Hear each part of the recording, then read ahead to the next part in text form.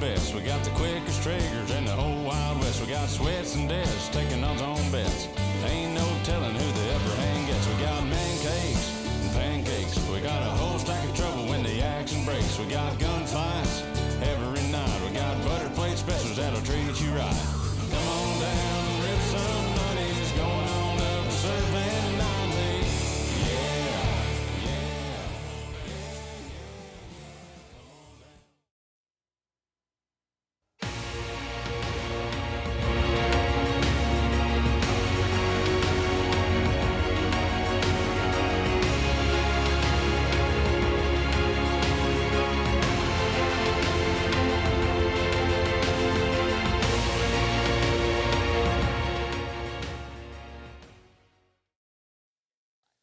What's up, everybody, and welcome to the Fortnite PlayStation Cup. I'm your host, Life with Panda. Joining me today is none other than the man, the myth, the legend himself, Oliver Bass, aka Bass from the past. My man, how you feeling?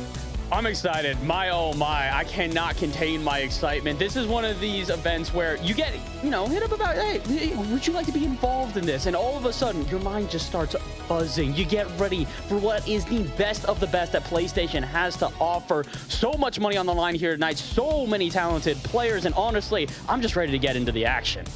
Oh, I am too, man. And actually, we just had in Fortnite the Placement Cup yesterday. A lot of PlayStation players stepping up to the plate, qualifying through into the Elite Series, which is the top tier players in a region. So we're going to have those players also competing today here in this cup. So I'm super pumped about that. But we got to dive into the format. We got to talk about how these players are going to be getting points on the board, how all of this is going to work here. So let's talk about that format. Now, obviously, there are some points that are going to be big to the success of these games, but it's solos, right? 100 players in these solo games and 6 games in total. Now, Bass, 6 games, right? When it comes to a finals format in Fortnite, sometimes we see those 2-day formats, but these 6 games, single-day formats, they're interesting. They're exciting. It kind of keeps it all compiled into one day. All the excitement here.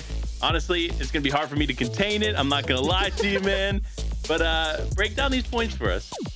So right now, it's pretty standard if you've ever played in a solo event here before. 30 points for first, second going to take 25, third 22, and then from there, it's just going to be a dropping a single point at a time or about that. A couple of gaps in between 5th and 6th, 19th to 17th, and so on. Similarly, 10th to 11th through 15th, where we start to get groups of players within the points, are also going to have those 2-point gaps as well. But realistically, the big thing you're going to want to pay attention to, 2 points per elimination, meaning that even if you are not able to get that oh-so-coveted victory royale, you're still going to be able to get yourself a decent amount of points if you can take out the competition across the map. That being said, this gap between first and second, 5-point difference. I don't think we can overstate how valuable it is to try and get that first place finish, that victory royale in every one of your games, Panda. You're absolutely correct. And eliminations too, man. 2 points per elimination blended with these placement points. We're going to see some W key moments for sure when it comes to these games. But we got to talk about the prizing. What are these players at home competing for? Because like Bass mentioned just moments ago, there's tons of money on the line for these players to walk away with. So let's dive into the prizing. First place in EU, walking away with $2,000. And then obviously it trickles down a little bit through here. But Bass, what do you think, man? Like, this is some serious cash on the line. This is so much money on the line. And the best part about it, at least in my opinion, is the fact that if you're able to get into the top 10, you're getting a lot of cash at that. Great part is no one's walking away from this top 100 without anything in their pockets. Even $200 for 61st through 100th means that if you participate, you are getting some sort of monetary value, which is awesome to see. The support all around is fantastic. But again, that first place prize, $2,000, is a lot of money to be playing for. And similarly, second place 18, third place 17, fourth 16, fifth and 15. All of those players are going to be getting themselves a ton of money today. And the best part about it, this is a tournament where you're playing by yourself. The fact that you're playing by yourself means you are taking all that money home. You're not splitting it with a duo. You're not splitting it with the rest of your trio. You are just taking that money by yourself. And my, oh my, must that feel good at the end of the day. It has to, man. And look, we've been spending a few years in Fortnite competitive scene, and it's all been team modes, right? So to have a solo competition with high stakes like this, I know these players are excited to get into it, but we got to talk about the players, right? Because there are some incredible names that have qualified through here to this competition. These qualified players had to go through a bit of an open track system in the console, are all playing from PlayStation, whether it's a PS4 or a PS5. And obviously, if you don't know, like, listen, if you haven't had the opportunity to compete in this one, there's always more to come. Check out all the stuff at compete.playstation.com. All that information is stored right there for you all at home that want to get involved. But man, tons of great qualified players. I'm super excited. These are going to be some stacked games, Bass. Indeed, they are, again, and this is something we have seen time and time again, is that although people, every once in a while you have the guys who are, PC Master Race, I don't really think so. I'm pretty sure that these PlayStation players are going to be able to show you a thing or two here today. This is why we've got tournaments like that. There is there's untapped potential in so many of these players who are just looking for a stage to be able to show themselves on. So again, huge shout out to PlayStation for being able to put on tournaments like this, for giving them a stage to debut themselves and really show the type of talent that they have been working with. It feels like a lot of these players here today are probably going to be people that you may not have known going into this broadcast, but you'll be walking away remembering them and making sure to pay attention to every single result they have coming up. Because like you said, this is not just the only tournament that we have here for PlayStation. There are going to be more tournaments in the future. So if you do well here today, maybe you can get some fans and get a little bit of a fan base before you go into the next one. Well, and the crazy thing is, too, we've seen tons of people come out of PlayStation competitions in the past and actually go on to do big things in majors, whether it's FNCS or other major events throughout the year. So listen, for those at home that think console is something that'll hold you back, absolutely not, especially with the new PlayStation 5. I mean, look, it is crazy what you can do on these consoles nowadays. So like you said, PC Master Race who? Nah. Let's hop on a console and show them how it's done, which is what's going to be happening today in these games. Now, again, solo competition, not necessarily the pace that you and I are used to here, Bass. But I'm excited because anything goes. It's kind of on the back of you, right? All of the responsibility, all of the opportunities. It comes up to what you do here. So what's one tip that you think these players kind of need to hear before we start this competition? The big thing I will say from the couple of solos competitions that I've been able to watch in the last couple of months, if not last couple of weeks here, is being able to balance yourself between passivity and aggressiveness. It's something that is not very easy, but when you're in a duos or trios event, you've got somebody else to sort of reel you in. If you do get too aggressive, okay, cool. Somebody can back you up and make sure that you're still playing to an adequate level. In this one, you've got no one to keep a leash on you. If you're playing too aggressive and you get overexposed and all of a sudden a third party comes in out of nowhere and you just all of a sudden get sent home, that's what happens. That's all that you can really do. So in this, you have to balance that passivity and aggressiveness. Don't get too eager to go up against other players, but also don't hide too much. Hey, listen, well, it's our time to hide here, Bass, as we now dive into the game.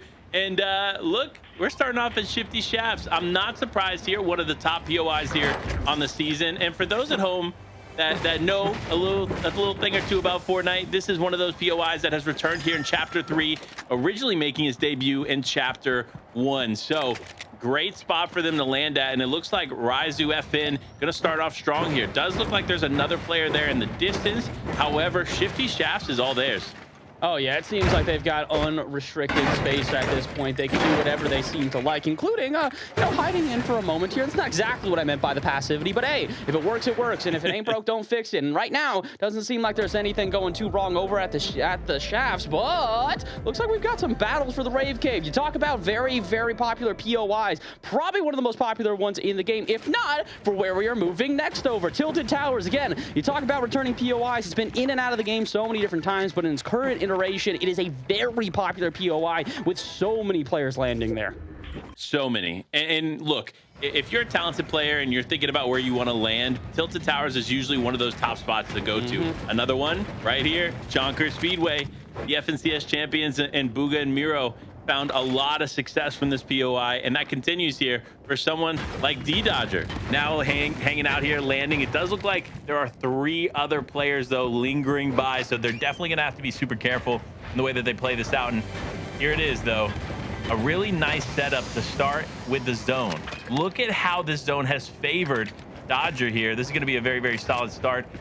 But regardless, these players are going to have to move at some point, because if you look at where the zone pooled here, Bass, it didn't pull too far over the water, meaning that most likely this zone's going to start pulling back more central. Yeah, it really is. They're going to have to try and at least make those rotations. And something we've talked about, not necessarily today, but that we will probably talk about a lot, is Storm Surge. It's going to be a big factor. The fact is that these players, as much as they do need to balance their passivity, need to balance their aggressiveness, if they get too passive, all of a sudden they're looking for tags as they are running through the storm, catching up with zone after zone. But right now, it doesn't necessarily look like anyone's getting too eager. We've got 8 players that have dropped out so far. Zone's going to be one of those players to pick up an elimination already. But here for Botes, they have not found anything. They have found themselves a decent amount of health, a couple of weapons on them, but this is probably not the arsenal they're going to try to run with if they get further into the game. Yeah, I think you're right. And honestly, now we finally got to see some of these chrome splashes in full effect here in the new season. At home, if you're looking at this and you're like, wait, what is happening on your screen? Yes, the chrome splashes are a new addition here in season 4, and man, have they been a massive addition. You can now mobilize yourself across the map very, very swiftly. You can also phase into builds, and not only player builds, but existing structures. So definitely valuable when you're trying to play up against teams. But I also think very balanced as well, Bass, because it takes some time to phase through the wall. It really does. It's one of these things where I've seen a lot of people talk about, oh, this could be so powerful. Imagine if you're just able to phase into a box and then all of a sudden get one quick shotgun shot, and that's going to be enough for an elimination. Well, yeah, but your opponents are thinking the exact same thing. You phase into their box, that's an easy shot for them. That's a target lined up right in front of their crosshairs. So you got to balance it very carefully. I've seen players use this to their advantage, to where they have been able to sneak up upon other players and really catch them by surprise. Similarly, I've also seen players who get overeager, get exposed, and all of a sudden they got to try again the next game. And again, this is what we're talking about when we say that balance between passivity and aggressiveness, is especially with chrome splashes like that. If you want to go charging into a box, by all means, please do so. It'll be very, very entertaining to watch. But be careful. If you overexpose yourself, there's no one to blame but yourself. Absolutely. And it really comes down to how sneaky you can actually be, right? Because again, as soon as you start phasing through somebody's wall, there's a noise cue, and there's obviously some time that it takes for you to actually phase into the wall. But like, man, you can still catch some people off guard depending on how you're playing that. So either way, box fighting has kind of evolved here in season 4 for sure. But speaking of evolved, it's Rave Cave. A lot of stuff still going on here. You see literally probably the most congested spot on the map as of right now. So many players close by, but for Nogure here, playing it very passive, playing it smart, not really focusing on fighting too early, but also focusing on getting the material they need to be successful later on in the game. So smart plays, and it's not always a bad thing to be passive, but you are going to have to start being a little bit more active here shortly, because when Storm Surge, like you mentioned, becomes a factor here in a few zones, they probably don't have too much damage to protect them from it. In addition to that, they're also still inside Rave Cave. The big thing about Rave Cave that makes it such an interesting POI is that there are levels to it. You've got all the way at the top of the mountain, and meanwhile, you've also got inside the cave itself. So once you do try to make that exit out, you're going to probably run into a couple other players. Speaking of run into a couple other players, looks like Unknown here might have somebody directly in front of them that they're either trying to avoid or maybe just trying to sneak around. Toxic in front of them doesn't seem to want to try and aggress too hard. Again, both these players know if they take an early fight here, just as we drop outside our top 90, this is not going to help them whatsoever. Placement points not going to be in their favor. Elimination points not going to be in their favor either, as I don't believe either of these players have an elimination yet. So Unknown, what are you going to do here? Taking a second, looking around, maybe thinking about another option for escaping, but they know as soon as they do run, Toxic's going to know where they're going, and that fight, it's going to be inevitable. It is definitely going to be inevitable. You see it, Unknown looking for a shot there, trying to get the cone there broken down just a little bit, right? Being able to see through that is obviously an advantage here.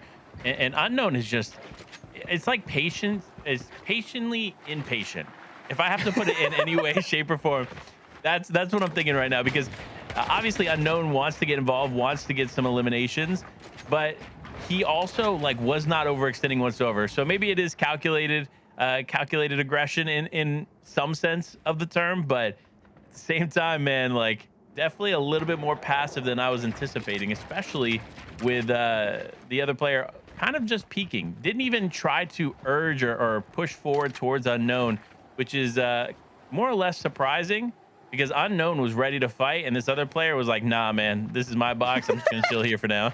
Hey, listen, every once in a while, you got to just, stake your territory. Make sure that you're not letting anybody in. You got to keep your boundaries, if you will. And this is not a boundary I would recommend getting too aggressive into. Tilted Towers here. In addition to that, a lot of good players look like they have looted up. Leo definitely not going to be any stranger to exactly that. Although, they seem to be a stranger to everybody else here in the POI. Doing a good job of just sort of slithering around and avoiding other players that they don't want to fight up against. Although, I was about to say, I see a couple of shots firing off. Seems like somebody has located Leo here, and unfortunately for them, they also don't know. They're walking right into a trap. Zoned underneath this building is just going to wait a second.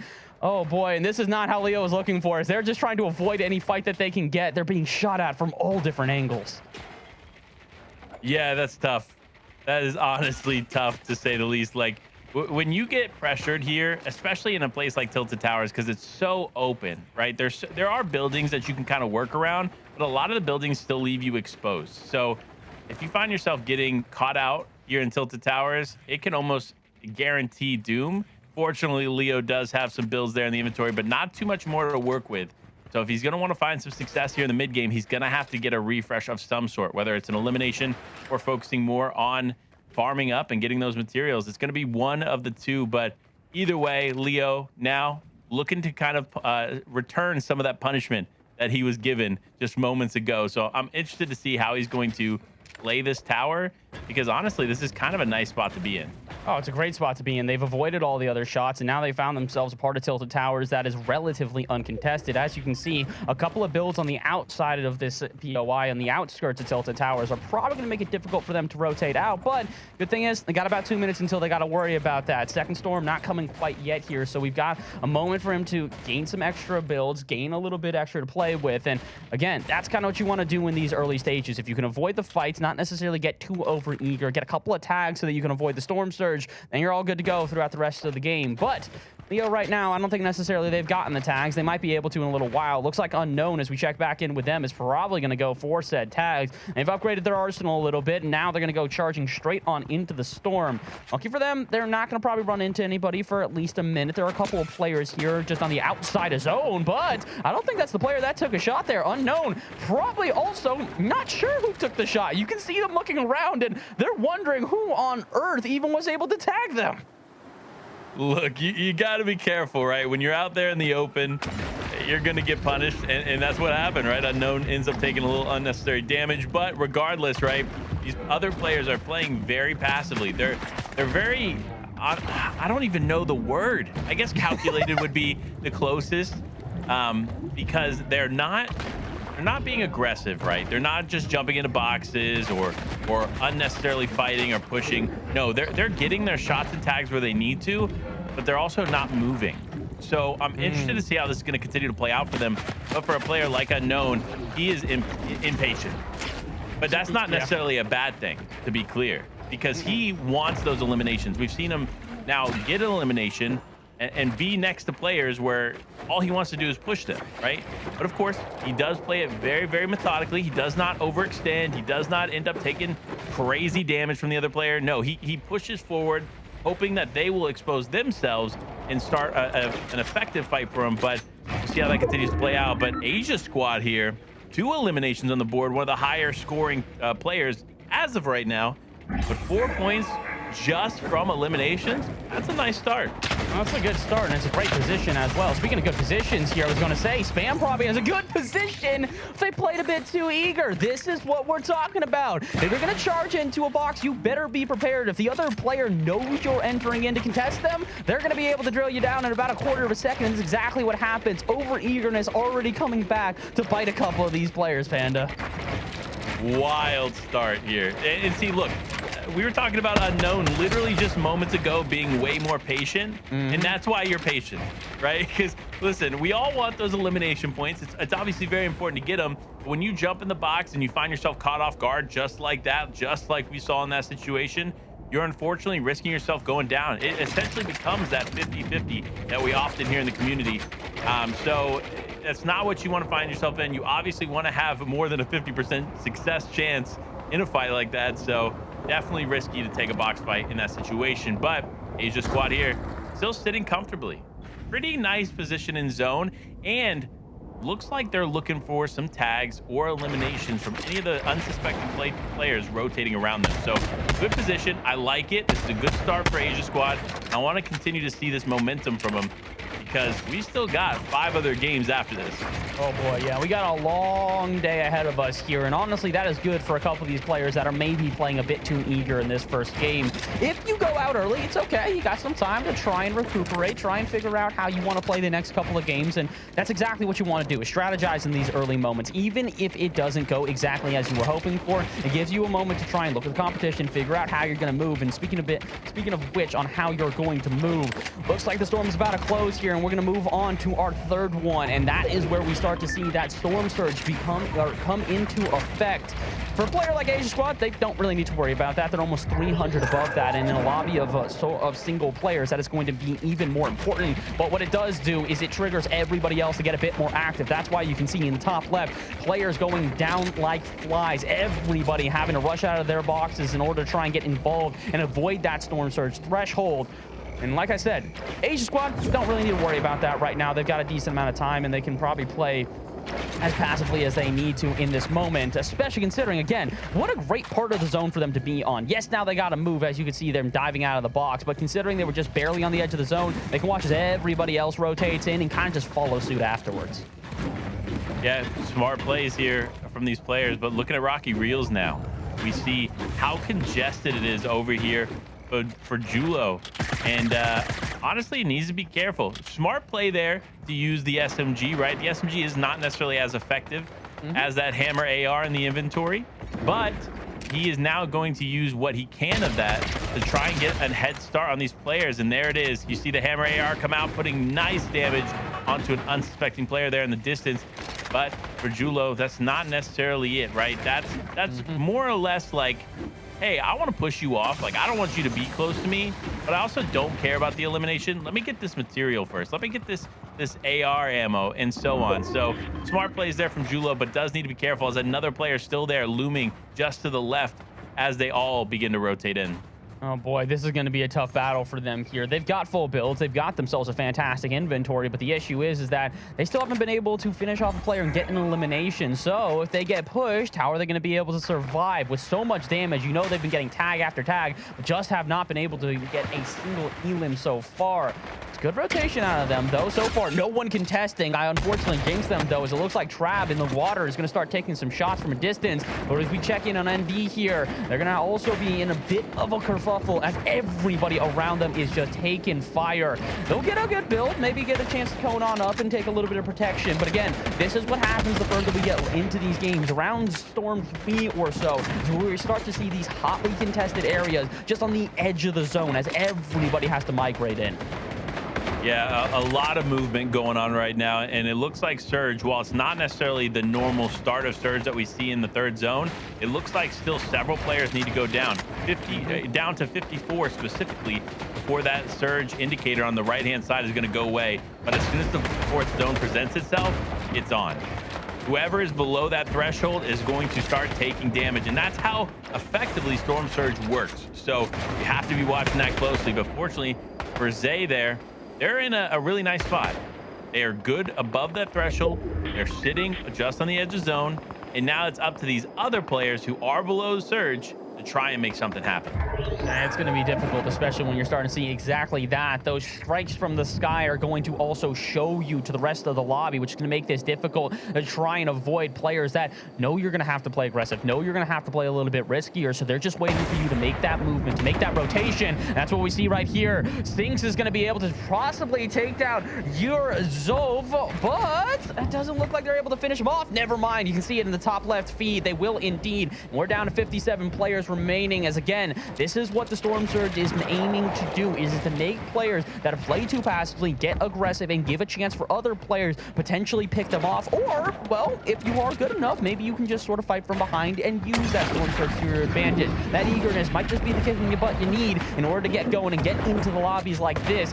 Renze, I don't think that they really need to worry about that. Again, with 2 eliminations already and potentially a third as they're going after Mongrel. They seem in a pretty confident spot. Tons of builds on them, a good inventory, and already have proven that they are an elite fragger. Can they do it again? Looks like they're actually going to back out for now.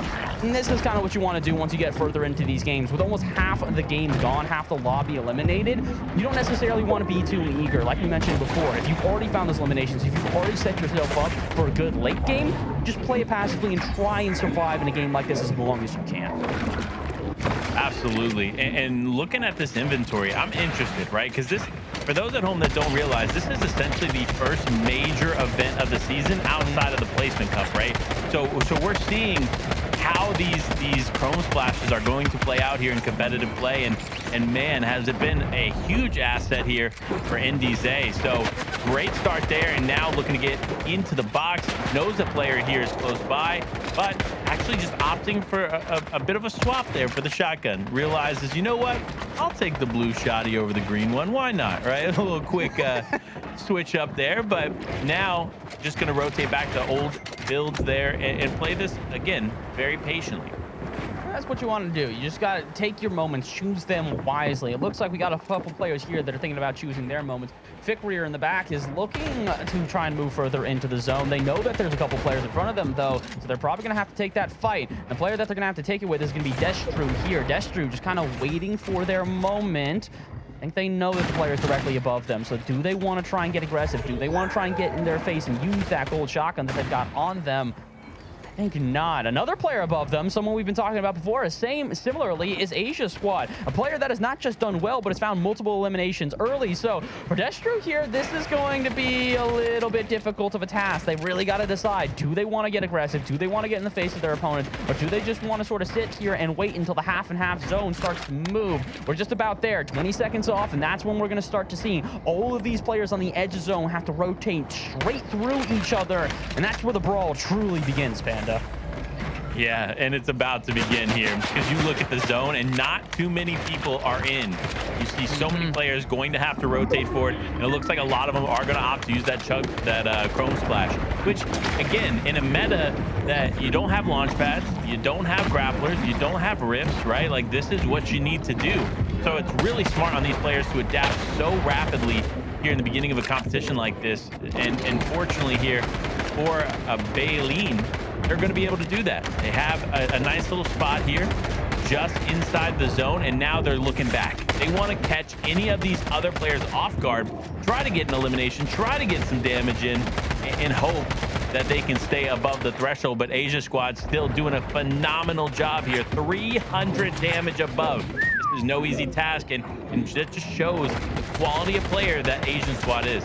Yeah, they've done a great job so far of just picking their fights oh so wisely. Unfortunately for them, I don't think it's the last fight they're going to pick all game, with over 40 players still left here in game number 1, and so many of them having to make that rotation here and now. You know that it's going to be close proximities. You know it's going to be so many players that do not want to take those fights, but unfortunately are forced into them. And again, that's kind of what makes this event different. When you are playing by your lonesome, when it is a single player on the team versus 2 or 3 of them, you really have to be careful about every fight that you take. If you do charge into a box this late on, it's not just the fact that, oh, okay, I might be able to fight the other player. You may also run into other players that are waiting for exactly that moment as well. Everybody is so opportunistic in a lobby like this because they are playing by themselves. So let's see, can we see that out of Parka here as they're just waiting for a chance? You see a couple players in front of them, and with that AR, they'd like to nail a couple shots, and they will do exactly that. Can they finish off their opponent, though? No, unfortunately not. Alexi gets away by the hair on their chin, and that will be enough for them to get the next zone and start rotating with it. great there on their part. And look, here it is, the action unfolding. Everybody just rotating forward. You see all the chromed out people here, and all it takes is one shot to knock you out of that form, so you have to be super careful. Fortunately for It's Just Loki here, now in the zone, now looking back. It's his opportunity to try and climb here as he sees another player. Doesn't end up getting him in the box, but no, actually the player goes down to Storm. Oh no, Zaxi technically credited with the elimination there, and that's going to hurt for Loki as they've only found one throughout the game and they don't have a lot more to play for. They've got 9 builds. If they want to try and find something, they need a refresh, and they need it right now. Unfortunately, dropping low, and that's going to throw them straight into the fray. And for Barca right now, they're not in the fray, but they're going to have to join it in a couple of seconds. We have about a minute until this zone completely moves on over, and at that moment, you cannot be caught behind. If you're just trying to catch the tails of everybody else, most likely someone's doing a 180, looking around and taking a shot at you to try and send you packing. Speaking of send you packing, Parka sending it to the skies. They want the high zone, or the high ground. That's exactly what you should look for in a lobby like this, but unfortunately, they're not allowed to go up. Toxic Tryhard here with 4 eliminations under their belt are holding firm on this high ground.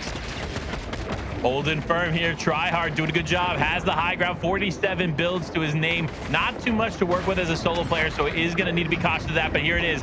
No fall damage when you're in the Chrome Splash form. So that is going to be a huge way to rotate off a height. And now Tryhard almost catching somebody off guard here. Players all looming very, very closely. Now, though, looking back, wants to catch this guy off guard, and he does end up getting some damage, but no, not without taking a ton as well. And now Toxic Tryhard is out. Oh, Parka, the player we said was waiting for their moment, the one credited with the elimination. And not only that, but now they have the high ground as well. Win condition absolutely in their favor, as long as they can hold on to that for the last couple of storms, because we're not there quite yet. We still have a little bit of movement to be made, but Parka now starting to pick up eliminations as well. They pick one on Zaxi as they shoot from the high ground and just rain fire from above. And this is the position you want to be in. Not necessarily fighting for the high ground initially, but once you do get there, being relatively uncontested, they got to stop themselves, though, because a couple players trying to drop them down to the common folk and drop them down to the ground. It's not going to work out, but with 16 players remaining, they have to be careful. You know everybody is going to be gunning for that high ground. Absolutely, especially with the way that Chrome Splashes are set up here to negate fall damage. But now Parka ends up losing it. It is now Racklow going to be able to take the high ground now, just pushing forward, doing a good job here, getting ahead of zone. And now, oh my gosh, such a smart play here, folks. Being able to put that Chrome Splash onto your builds gives a little bit extra to the protection, but no, it looks like that player was like, nah, fam, I'm still gonna go for it. But no, as we see in the elimination feed, Height has now taken out Parka. Parka is down and out. But for Buko, now playing on the low ground, just looking to try and play this effectively. There's so many other players here, so close by. He needs to be safe. He needs to be passive. And now he finds himself in a box. No edits can be done, though, because those Chrome Splashes have stopped the wall. Unfortunately for them, it's going to make it a little bit more difficult to maneuver, especially if they go right into the face of their opponents. But no one wants to take a shot. Buko somehow able to run around everybody else. Unfortunately for Unknown, they can't do that as Racklow finds themselves their 5th elimination of the game. We are down to our top 10, and everybody seems to be scrambling, trying to find some sort of safety here within this last circle, and they cannot. Racklow, though, does at least find themselves a little bit of reprieve. The box in front of them not going to be covered in that Chrome Splash, so they got a chance to edit through and possibly build over the rest of their opponents. But talking about building over, look who has the high ground. NDZ, the player we talked about earlier on, already showing themselves, but they get contested. Trav out of nowhere starts to take over the high ground, and NDZ has to try and fight for it, and they cannot. Trav finds the elimination, and we're down to our top 5. Top 5, now top 4, maybe down to top 2, because that's how quick the action comes here, folks, as the game is finally wrapping up. It's Rack here on the low ground. One player above here does have great heals here to work with, but no material. Now going to try and recycle that tree, make something of it. Now looking for the shot, but it's not going to be enough. Rack is out. It is Trabzon FN walking away with the Game 1 victory royale. And that's how you got to play in those later zones. This is exactly what you and I were talking about earlier on, is the fact that if you want to take the high ground, it's a fantastic play. The win condition absolutely in your favor. But if you take it too early, that's where everybody else is looking to the skies and trying to drop you down to the earth. Unfortunately, for multiple players we saw there, they tried to take the high ground early, could not hold on to it until the end. But at the end of that one, the player that was able to just shine above the rest was the player that could rain fire from above and was able to close out the game. Fantastic game number 1 here for the PlayStation Cup. Absolutely. And I mean, look, there are so many win factors in Fortnite, high ground being probably the most dominant one there in those final moments. So great to see him use that effectively. And I'm excited to see how that's going to continue, right? Because remember, while high ground is dominant, there are a lot of ways to win from the low and mid ground. So still great opportunities coming up in the next 5 games, but I believe it's time we got to take a quick break, and we'll be back with you guys just momentarily. Just kidding. It's a quick break over to Bass, and we're going to continue to talk about game number 2, or in preparation for game number 2. I want to say one thing. While we saw a lot of Chrome Splash plays, we didn't see too much of the Evo Chrome weapons. So the new shotgun, the new burst assault rifle. I'm curious. I want to see those pick up a little bit more, especially considering for every bit of damage you do, whether it's to NPCs, boars, or actual players, you actually get to level up the weapons. So I'm very interested to see how that's going to play out, but we didn't see any of that in game 1. That's got to change in game 2, 3, 4, 5, 6 here, Bass.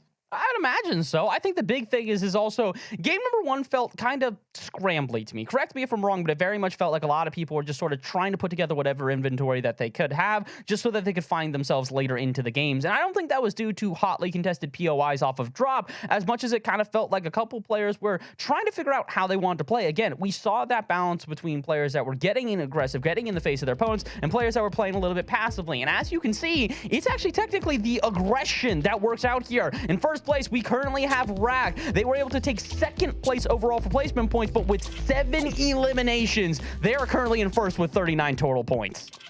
Wow. And look how close it is, to be clear. So Rack obviously was the one that went down in second place. You see the 25 points being there. And Travs won the game, but the deciding factor was eliminations there. 7 elims is a massive amount to put up there in game number 1, but right there in third place, 6 eliminations. It's Racklow with 34 points. So these top 3 right now are very, very close, but it's only game number 1. So if you find yourself in the top 20, even outside the top 20, still plenty of opportunities to climb here, because look, Rack got 39 points in 1 game. Whew.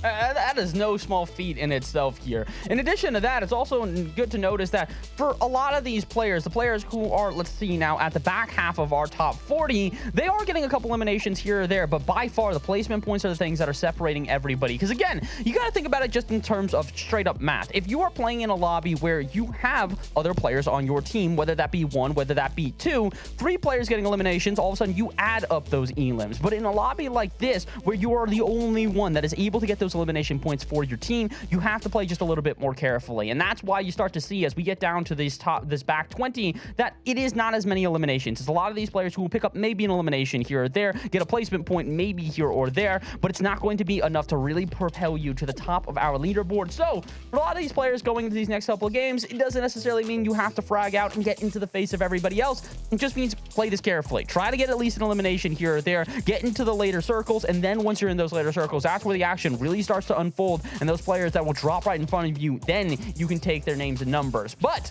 again, it is only game number 1. We've got a long day ahead of us. We've got 5 more games to run with, so I'm ready at this point, Panda. I'm ready to get into game number 2 to see what these players have got. Like you said, the Chrome Splash weapons, I want to see more of them. I want to see them utilized to a completely different degree. I definitely do as well. And going into game number 2, I want to see who's landing at some of those newer POIs, right? Yes. Because again, there's a lot of new stuff going on the map here. We have literally floating POIs. We have so much craziness now. So let's go ahead. Let's dive into game number 2 and let's get this action started.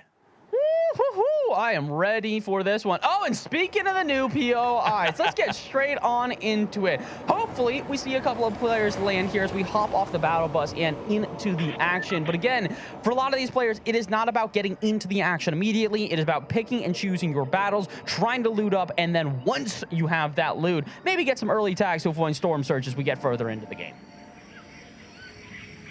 Yeah, and that's what it's going to come down to, right? Is how they play each stage of the game here. Because realistically, it kind of comes down to more or less what these players do effectively and what they can improve on. Because guess what? This is the last opportunity for them to make mistakes in a format like this, because they can't find themselves falling too much further behind. You really can't afford to. Again, it's not necessarily that we keep on saying, oh, it's a long day because, hey, you just have as many chances to recover as you can. No, it's a long day because you just got to remember to pace yourself as you're going through this one. Don't get over eager in the beginning, because if you do, all of a sudden you're playing catch up for games 3, 4, 5, 6, or 5 and 6. If you do have a good start to the day, then you can play that passive game that we were talking about before, where you've set yourself with enough points that you don't need to get over eager, you don't need to get over aggressive and take too many names here. But it's that balancing act, and we talked about that all night long. We're probably going to keep on talking about that till this broadcast is over. And another thing we're going to keep talking about, Rave Cave. Again, very hotly contested POI. Multiple players that did well in game number 1 dropping here in game number 2, but they've got to be careful, considering last time we checked in on Rave Cave, it was an absolute brawl. Players were dropping basically within the first 5 minutes of the game. Absolutely, and that's usually the case here at Rave Cave. It always is this unknown factor for these players, right? So many people decide that, you know what, Rave Cave, while it's super effective, I know it's going to be contested, we'll see what happens, and then they get into this lobby and they're like, okay, well, there's 10 people here. This is definitely not what I anticipated. Okay, how do we adjust, right? And so fortunately, a lot of these players, because they are playing at the top level, they know how to adjust, right? If they aren't finding success in these early games, either find a new POI or find a new route within Rave Cave, and that's what we're going to see here as we watch through game number 2. It's all about adapting at this point here in these games. And for Kizzy Boy, great loadout, but only 3 points on the board thus far, so definitely one of those players to look out for that potential comeback here. And they're looking to use Rave Cave as their tool, their resource to just catapult them up this leaderboard. I mean, it's a great place to do exactly that. Like we said, with so many players dropping here off the battle bus, it's going to be a great place to try and catch a couple players off guard early and use those early tags, those early points to their advantage. Although, it doesn't actually look like they're going for that. Instead, they're actually exiting out of the Rave Cave and going further outside of the storm as well. Probably maybe just trying to avoid fights, and like we talked about before, waiting for the later game to start picking up those tags, because that's something you can also do, is that if you don't want to get aggressive in the beginning, as long as you get a couple of damage points here and there to avoid storm surge, you should be able to get into, let's say, I don't know, storm 6, 7, and 8. And that's where, because of close proximity with so many players on top of each other, that's where those battles are really going to allow you to get those couple of eliminations and really propel yourself up the leaderboard. For Kizzy Boy, apparently that's what they're going to be going for. At least I'd like to assume so, considering they're not trying to take on the fight. The player who is taking on the fight is SM Mordaella. They've already found themselves an elimination within the first, I don't know, maybe 2 to 3 minutes of the game. So, hey, props to you. Good aggression working out early.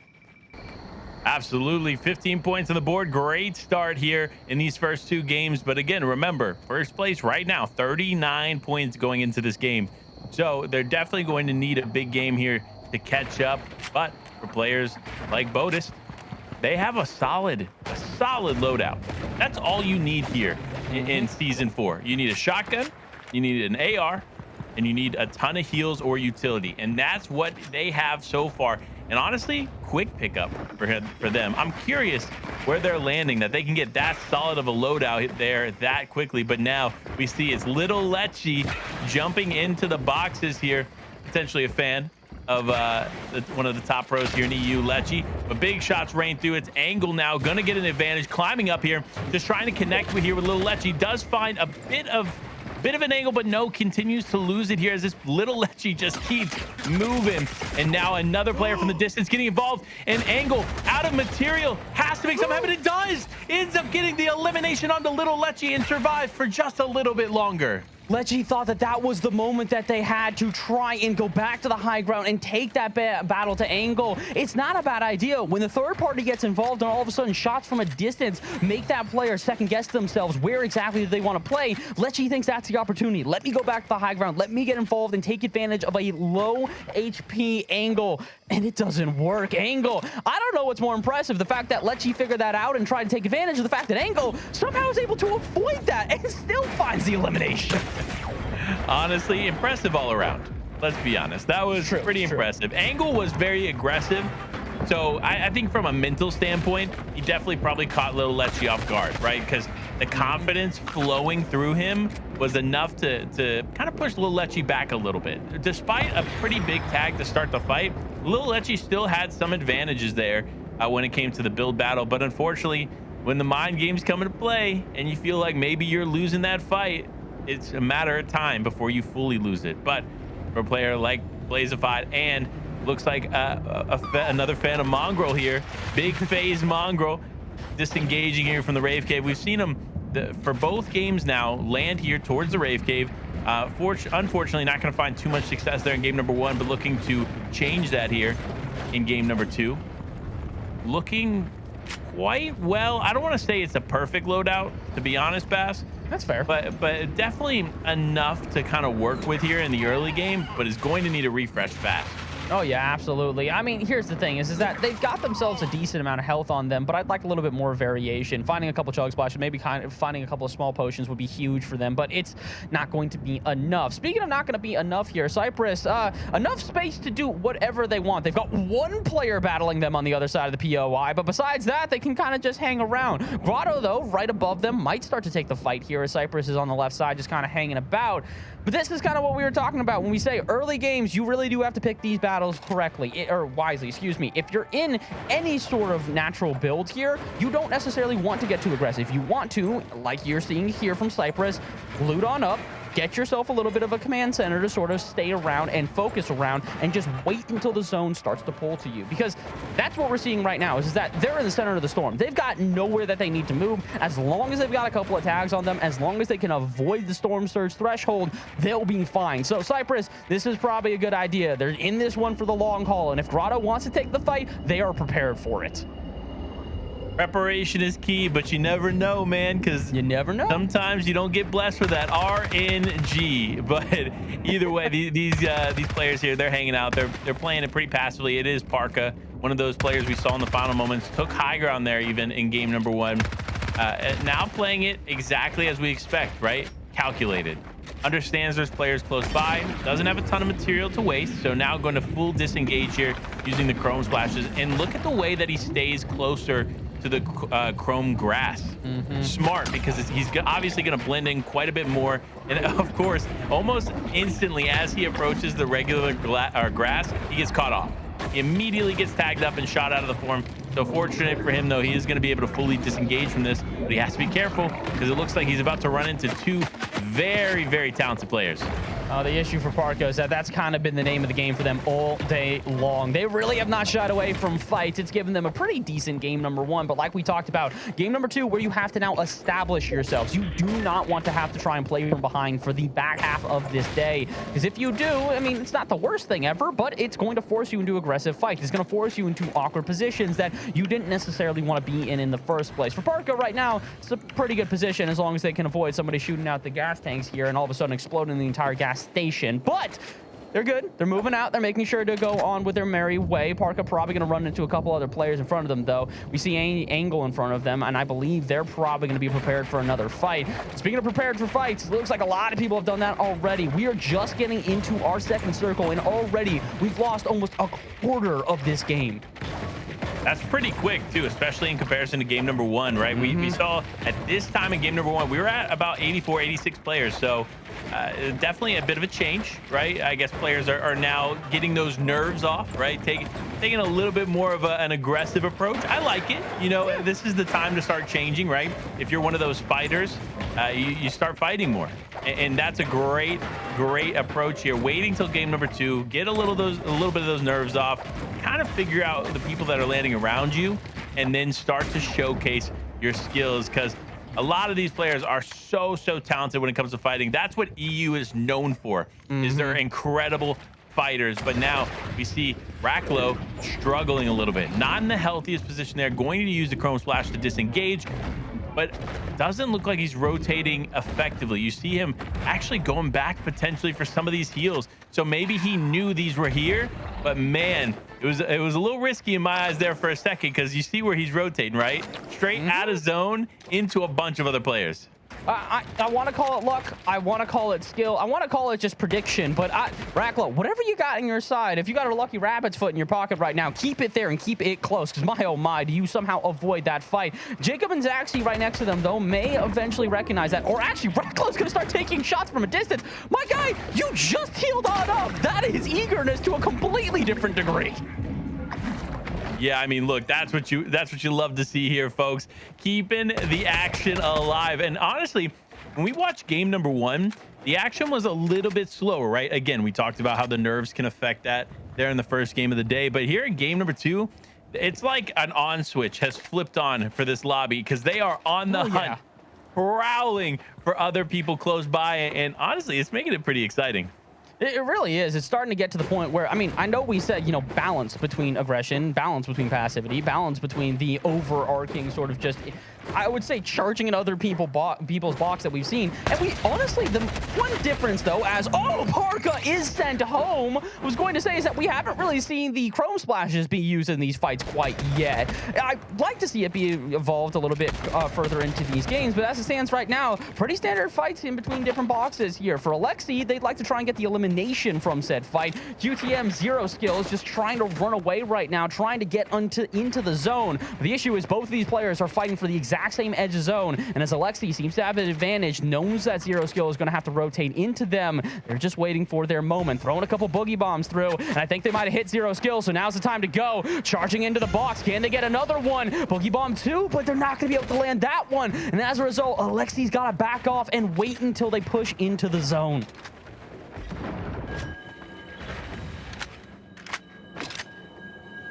Although, looks like Jacob here might have themselves a decent opportunity. They've got a couple of different players around them on the edge of zone. Probably not going to charge in quite too carefully, but they've got a lot of time. Like I said, this is only the second circle of this game, and although they have a couple other players around them, they don't necessarily need to push themselves too far.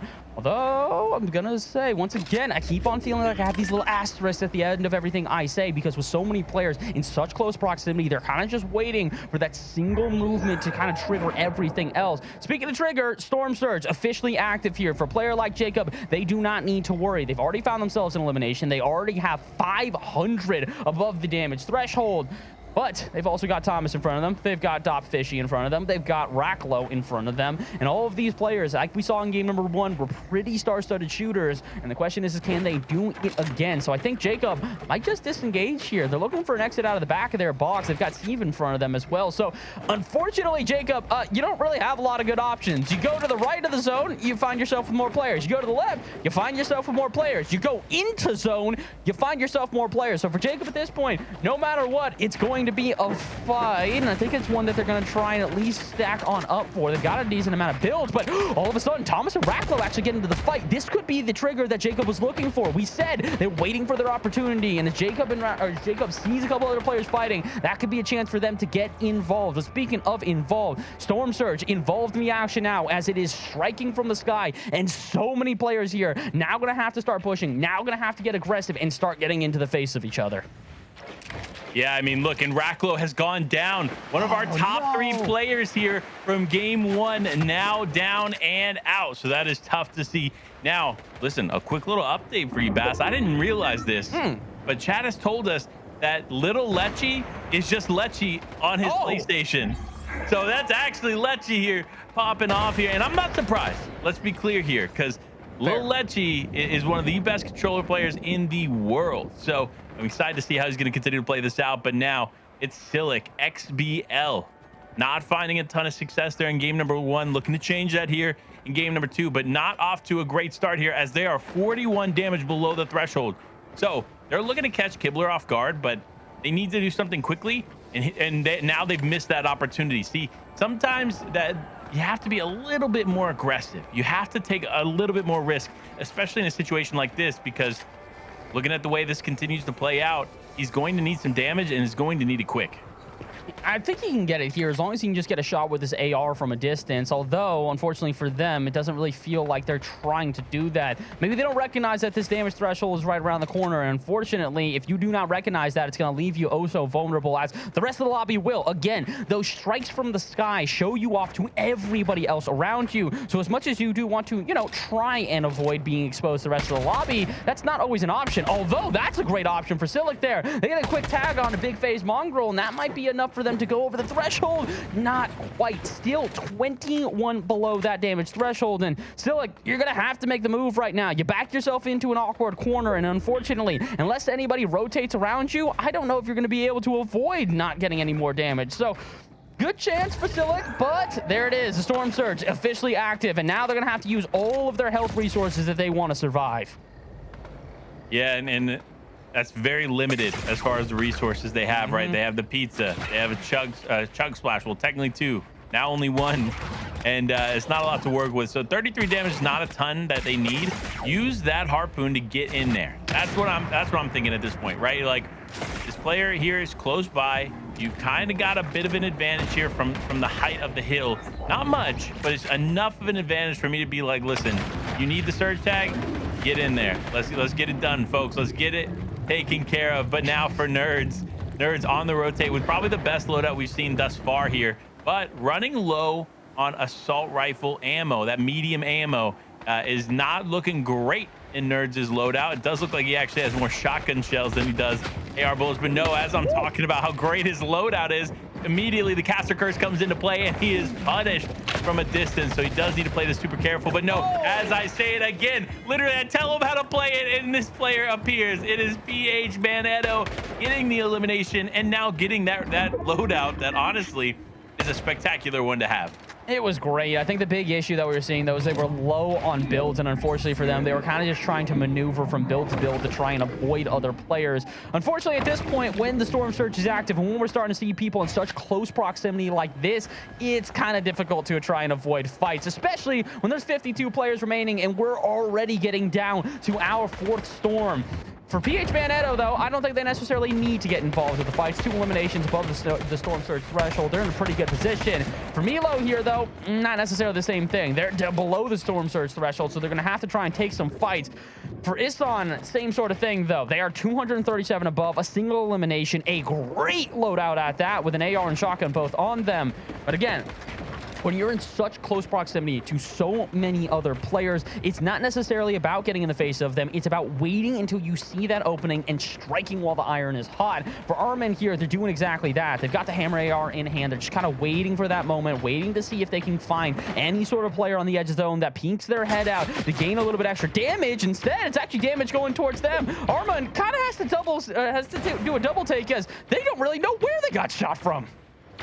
And that's the key to these games today. We've seen it now time and time again. These players just extending a little bit too much, showing a little bit too much of their head there when they're trying to peek out and gather intel. And unfortunately, they're going to get punished for it because EU is one of those regions that you cannot make even a micro mistake without somebody else catching it. So you have to be super careful, especially in this lobby. But now it is the big phase of Mongrel down low there, playing with several players just above, and now they need to rotate. They are not in a good spot here. Fortunately here for BPuck, they actually have the sign to kind of navigate with a little additional cover, but this is not a great spot necessarily to be in. Even though he's got a bit of a height play right there, he needs to start moving and moving fast because so many players here are going to be contesting and keeping him out of that edge of zone. And now BPuck, though, looking for the shot. One snipe could have changed it, but unfortunately isn't going to find it. And now a player just below here could end up catching him off guard, but BPuck now on the aggressive, looking for any player, any connection he can, but leaves his back open, ends up getting punished there a bit, and now the fight is on. BPuck gets a bit of an advantage, but now ends up sniping for 105. What a disgusting return there, but now only 7 HP in a dream. Does look like he's potentially made it into zone. No, he's just still outside, so he's fighting for a few more moments left in this game as Nedza looking to actually take advantage of this.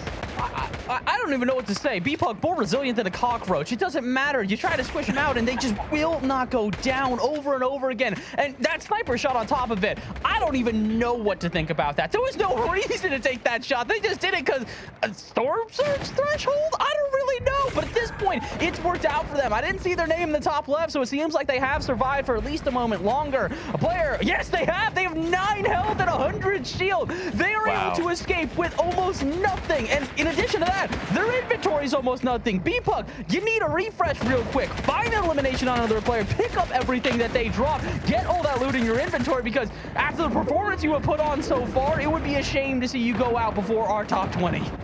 Yeah, B-Pug's got to stay alive. But no, as I say that, again, I don't know. This is the 3rd time now in 2 games that I've cast or cursed somebody. B-Pug has gone down. Immediately, I start hyping him up and he's out. But now all these other players using these chrome splashes to their effect. And look, this is what you want to see. This kind of is very reminiscent of the baller days in the World Cup era. So I'm really liking the way the chrome splashes are used here in these final moments. But more players that do have a bit of a lead there on the zone, they need to start looking back, taking advantage of these players, because all it takes is one shot to knock them out of that chrome form, and you easily can pick up that elimination, because there's so much time between them getting knocked out of the chrome form and them actually being able to build or do anything. So it's easy to take advantage of players that are rotating using it, but we just haven't seen players adapt in that way quite yet. Not quite yet. We still have seen the same thing as from game number 1, though. The high ground starting to come into effect now that we've got into circle number 7. The question is whether or not Nauk's going to be able to hold on to it. We've seen so many people contest for this so many different times, including players like we see in the top left, Alexi, a player who's already taken so many names here in this game. NDZ going to find themselves in elimination as well. And now finally going to find themselves with, I believe, a little bit of contesting here. Maybe not. I think someone thought about challenging them on the high ground, but instead, they're actually going to take the battle to them. They see another player start to build a tower, and they've lost the high ground like that. Now too aggressive in trying to defend their territory, and they lose it altogether. That is tough. And honestly, looking at the material count, probably wasn't going to be able to maintain it for too much longer without a refresh, but man, does that hurt when you lose the high ground. So understandably, probably not ideal situation for them, but for Alexi, 21 builds remaining, looking to kind of farm as much as he can here, but players are rotating close by. He needs to be super careful of that. Cannot afford to take any damage here in these final moving zones. So now he looks shot, reins in, but not enough there to make something happen. But as I say that, gets the elimination. A nice little cleanup there for onto Samples, but now a new leader has emerged here for the high ground Bass. It is Kev FNBR, but only 9 builds remaining. Will he be able to hold it? Ooh, not just 9 builds remaining, he's also got not very many health. He does get a quick refresh, so he'll be able to go over to that player and get all of their materials, but they didn't have much on them either. Only 8 total builds, and they're having to waste all of their chug splashes just to stay alive outside the circle. It's going to be difficult for them, but speaking of difficult here, look at the tower that has unfolded. Sinks up at top is going to be the only player with any sort of high ground control. Kev trying to contest them. They have found themselves with a decent amount of builds now, up to 60 and 2 eliminations as well. Again, this is the issue, is that you have to pick and choose your moments oh so wisely here, especially considering we're technically over a water zone. Yes, it's technically just the Ripper, but it is going to make a little bit different of a factor where you can just drop from the height. You don't got to worry too much about that. Speaking of drop from the height here, NDZ, I think, going to do exactly that. They see Kev. They see them trying to take this battle, and so now they're going to just suffocate them, get right on top, and if they want to try and take the high ground, they got to go through them, and apparently that is not a problem. Kev with a couple attacks, drops 70 shield off of NDZ, and the battle for the height has officially commenced. Yeah, and ND does have everything he needs. That chrome splashes can negate that fall damage. He's got great angles here onto these other players. A decent amount of material. This is what you need as a solo player here to maintain the high ground. But when you have players like SEM or Diella down low, looking sharp here on the low ground, it's going to be tough, because basically this is the first time we're actually going to see not the chrome splashes, but the Evo Chrome weapon in effect here for Amor. This is going to be huge, and there it is. You see the 2-tap with the burst assault rifle. It is absolutely punishing, but unfortunately, this hill could potentially suffocate him out, and he does. He ends up going down. It is a 1v1v1 here in the final moments as Sammy FNBR goes back in the storm. Oh, and NDZ, though, they've been able to hold on to this high ground for oh so long. With 4 eliminations, you know this player is capable of taking another. RZ underneath them, just trying to survive, scrambling around like a mouse in the house, and they can't seem to find themselves any escape, so much so that NDZ is taking the fight to them. Shotgun in hand, they lose the high ground, though. Now NDZ has got to try and find an escape, running away, but they cannot get away. RZ Mata goes down to NDZ, and they'll take the victory royale. Game number 2. Honestly, what a way to finish it, right? Drops down, is like, you know what? I want to try to just get this elimination. Loses the high ground, but that massive prime shotgun hit turns it all back into NDZ's favor. And honestly, props to them, walking away with a beautiful VR and some eliminations. So that was the turnaround game they needed, because I don't believe they were outside of even like 10 points after game number 1. So huge game number 2 for them. But again, still with 4 games remaining, it's anybody's top 5 here as we prep to look at the leaderboard. I'm excited. I'm excited to see how this has shifted, because I believe the top 3, all of them went down relatively early.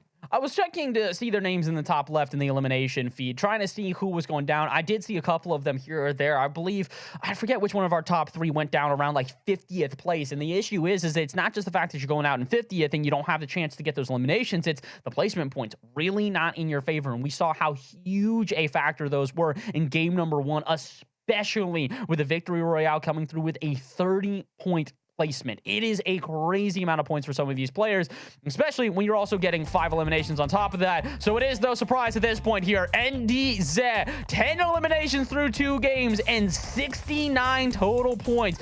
That is a league above the rest right now.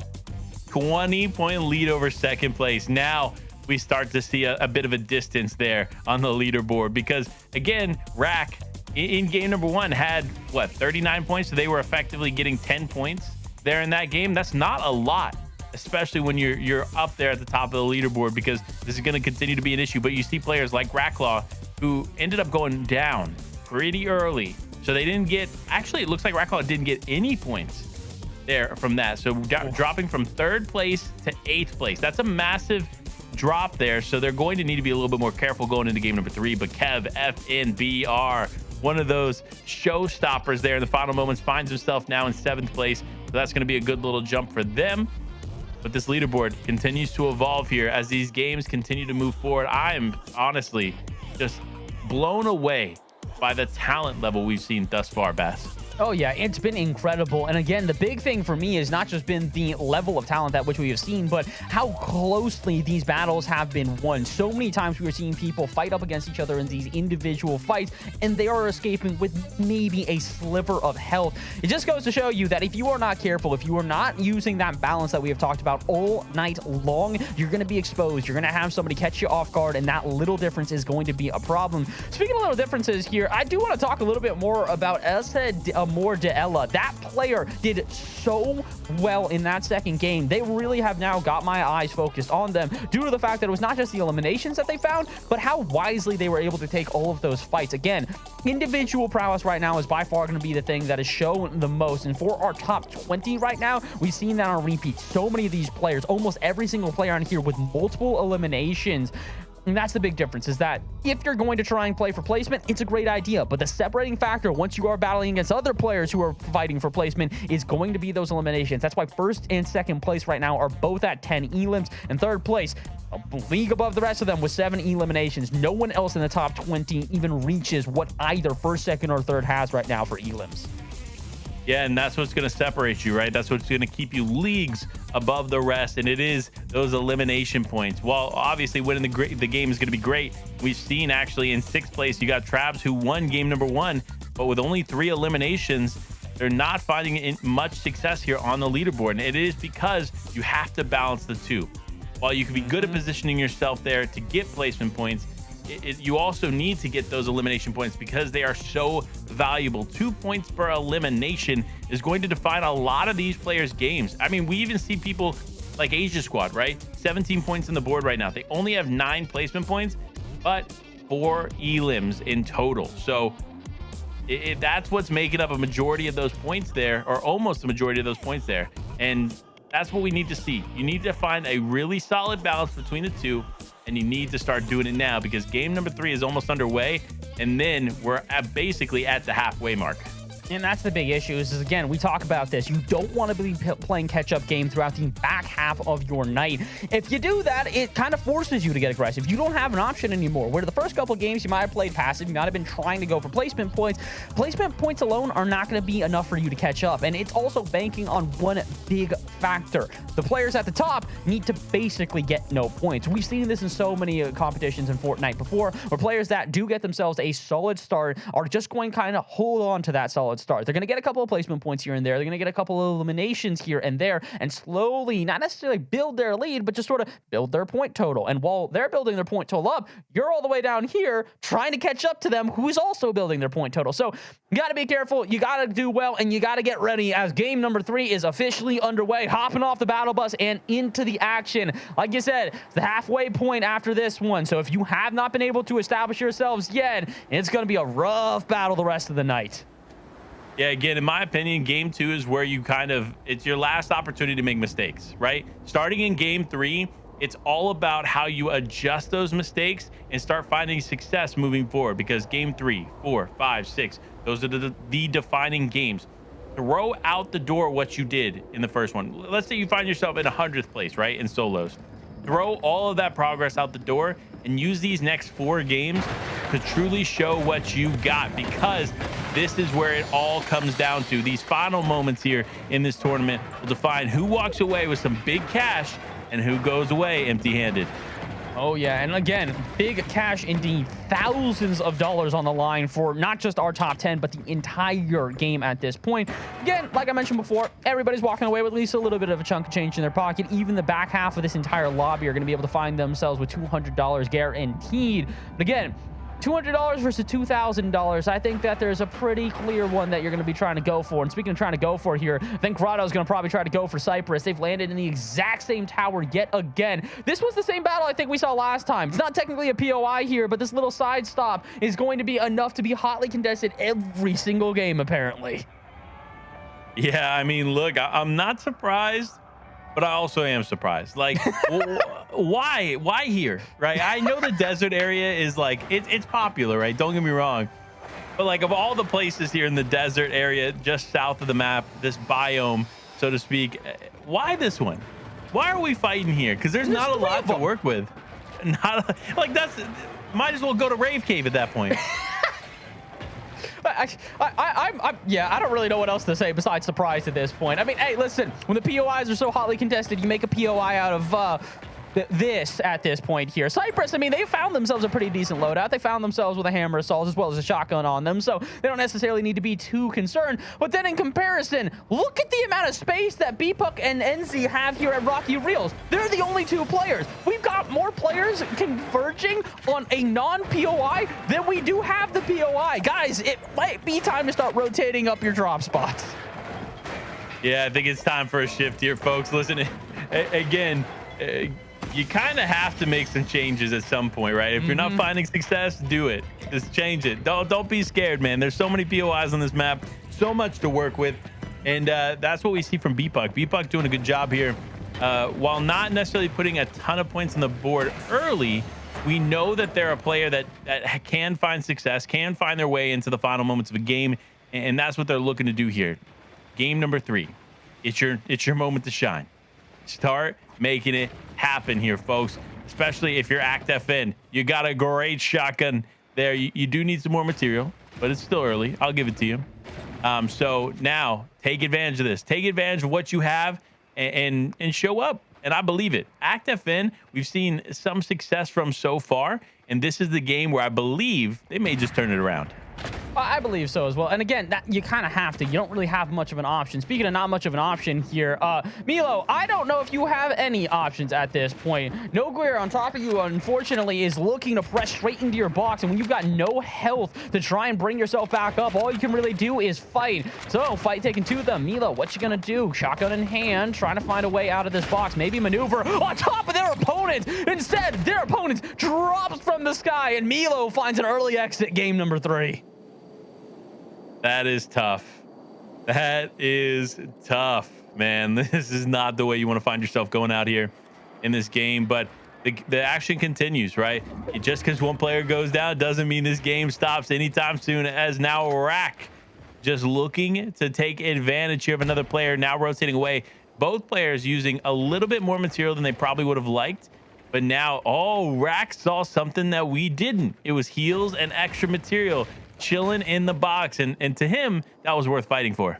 No, I mean, it absolutely is worth fighting for. Every once in a while, if you're just... Listen, at this point, I don't care what your motivation is. If you haven't been able to find that motivation to start getting involved in the fights, that's going to be enough for you to start doing it here in game number 3, especially for someone like Rackrazone here, who's only got 3 points so far. Again, we talked about this before. If you're getting into the top 100, that's definitely not something that you're going to be upset with walking away with at least 200 in your pocket.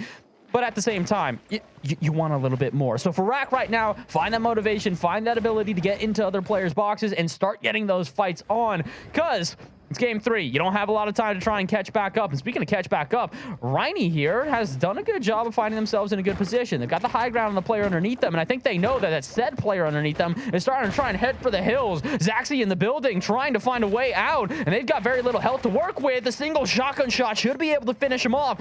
Zaxi just slithering away like a snake, being able to avoid any sort of shot that Rhynie's trying to put on. Man, Rhynie really is trying to put it on, shooting into box after box, but they just can't find the opening, Panda. Yeah, and look, they're doing a good job of defending themselves. Rhynie, though, now looking forward, looking to push in every direction, taking walls left and right. The piece control coming out. You love to see it here. And the shot comes through. The elimination now Rhynie's, but that's going to be a massive blow here to this other player heading back to the lobby. That is not what you want to find here in game number 3. But look, for all of you at home that are wondering, you're like, wait, how are these players competing? Well, don't worry, we got you covered. Make sure to go check out compete.playstation.com for more information on this event and events like this in the future. That's going to be the hub, people. Make sure you get involved because these events keep it coming. The cash is massive, and we're excited to see the PlayStation community come out on top. Oh, 100%. Again, huge shout out to PlayStation putting all of this on. And honestly, this is what you love to see. Is you love to see developers, you love to see people like this getting involved and making sure to keep the competitive scene thriving. And that's exactly what they are doing here, giving opportunities, like we said, to players who maybe don't necessarily have the same sort of spotlight like some of the professional players in Fortnite, but they are just as good, just as solid, just as skilled, and now they get a chance to show themselves. Speaking of show themselves here, we got an interesting battle outside of Chonker Speedway as everybody's trying to find a way into the zone. We've got about over a minute, just about 70 seconds until everybody's got to make that migration and rotate in. For Rack here, I don't really know what exactly their plan is. They go straight through Chonker Speedway. They meet themselves with 3 other players, all very capable of gunning them down within a second.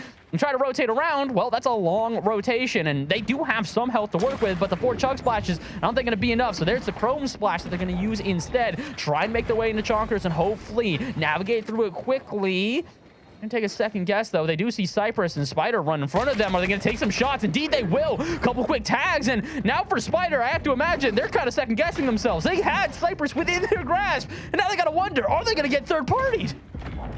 Honestly, we continue to see new utility here with the chrome splashes. I love the ability to get into a fight and out of a fight using this exactly the way that Rack is right now. You saw he jumps out of the chrome form, takes a few shots, gets above surge, and doesn't have to worry about that for later.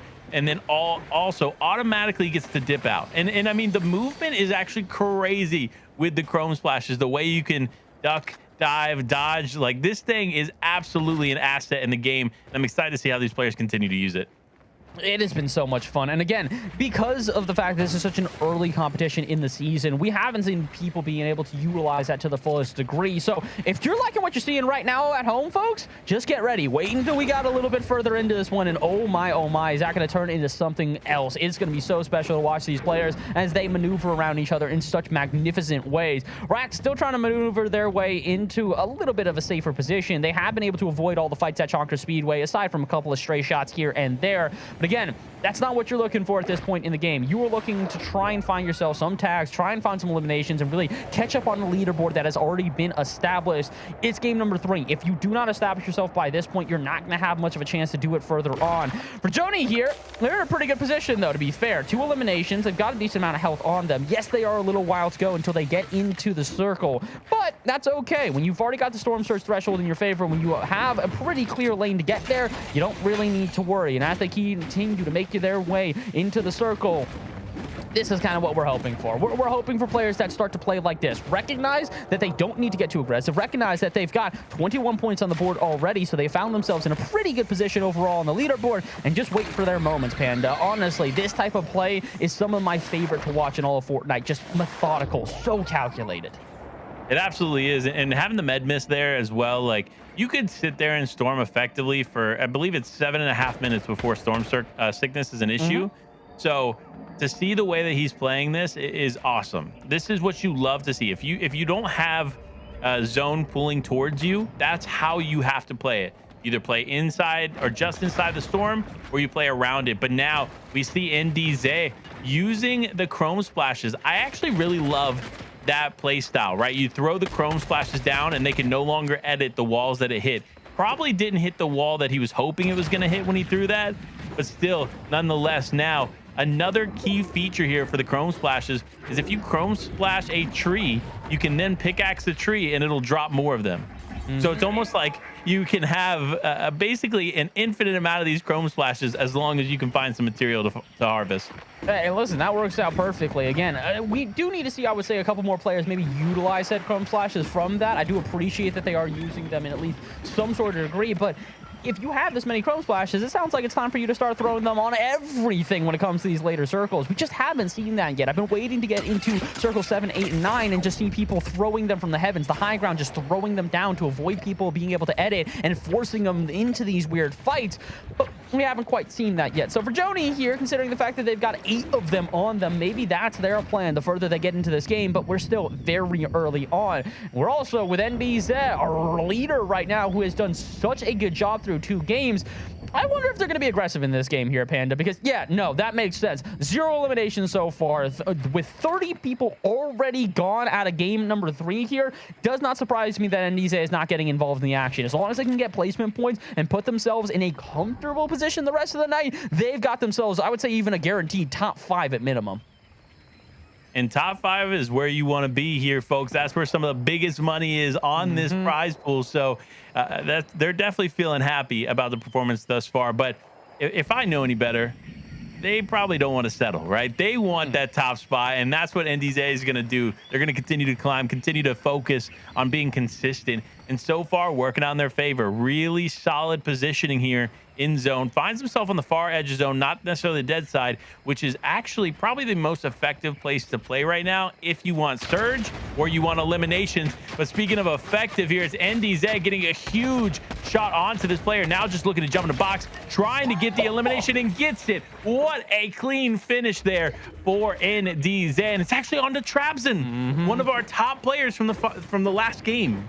Oh, no. And that's, I believe I'm not mistaken, that was the player, I think, in game number 2 that was also, unfortunately, going down early. They had such a good performance in game number 1. Game number 2, not really able to establish themselves any further. Now in game number 3, considering they go out before we even hit our top 60, that's not really any placement points. So unless they've got some eliminations to show for themselves, they are slipping further and further down our leaderboard, unfortunately.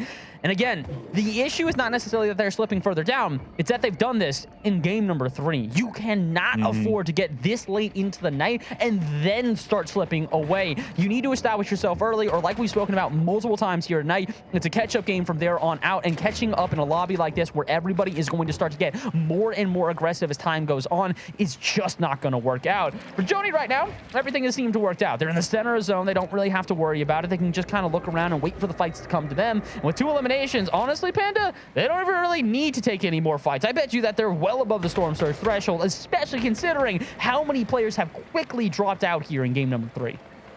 Yeah, I mean, look, this is a perfect scenario here for Joni.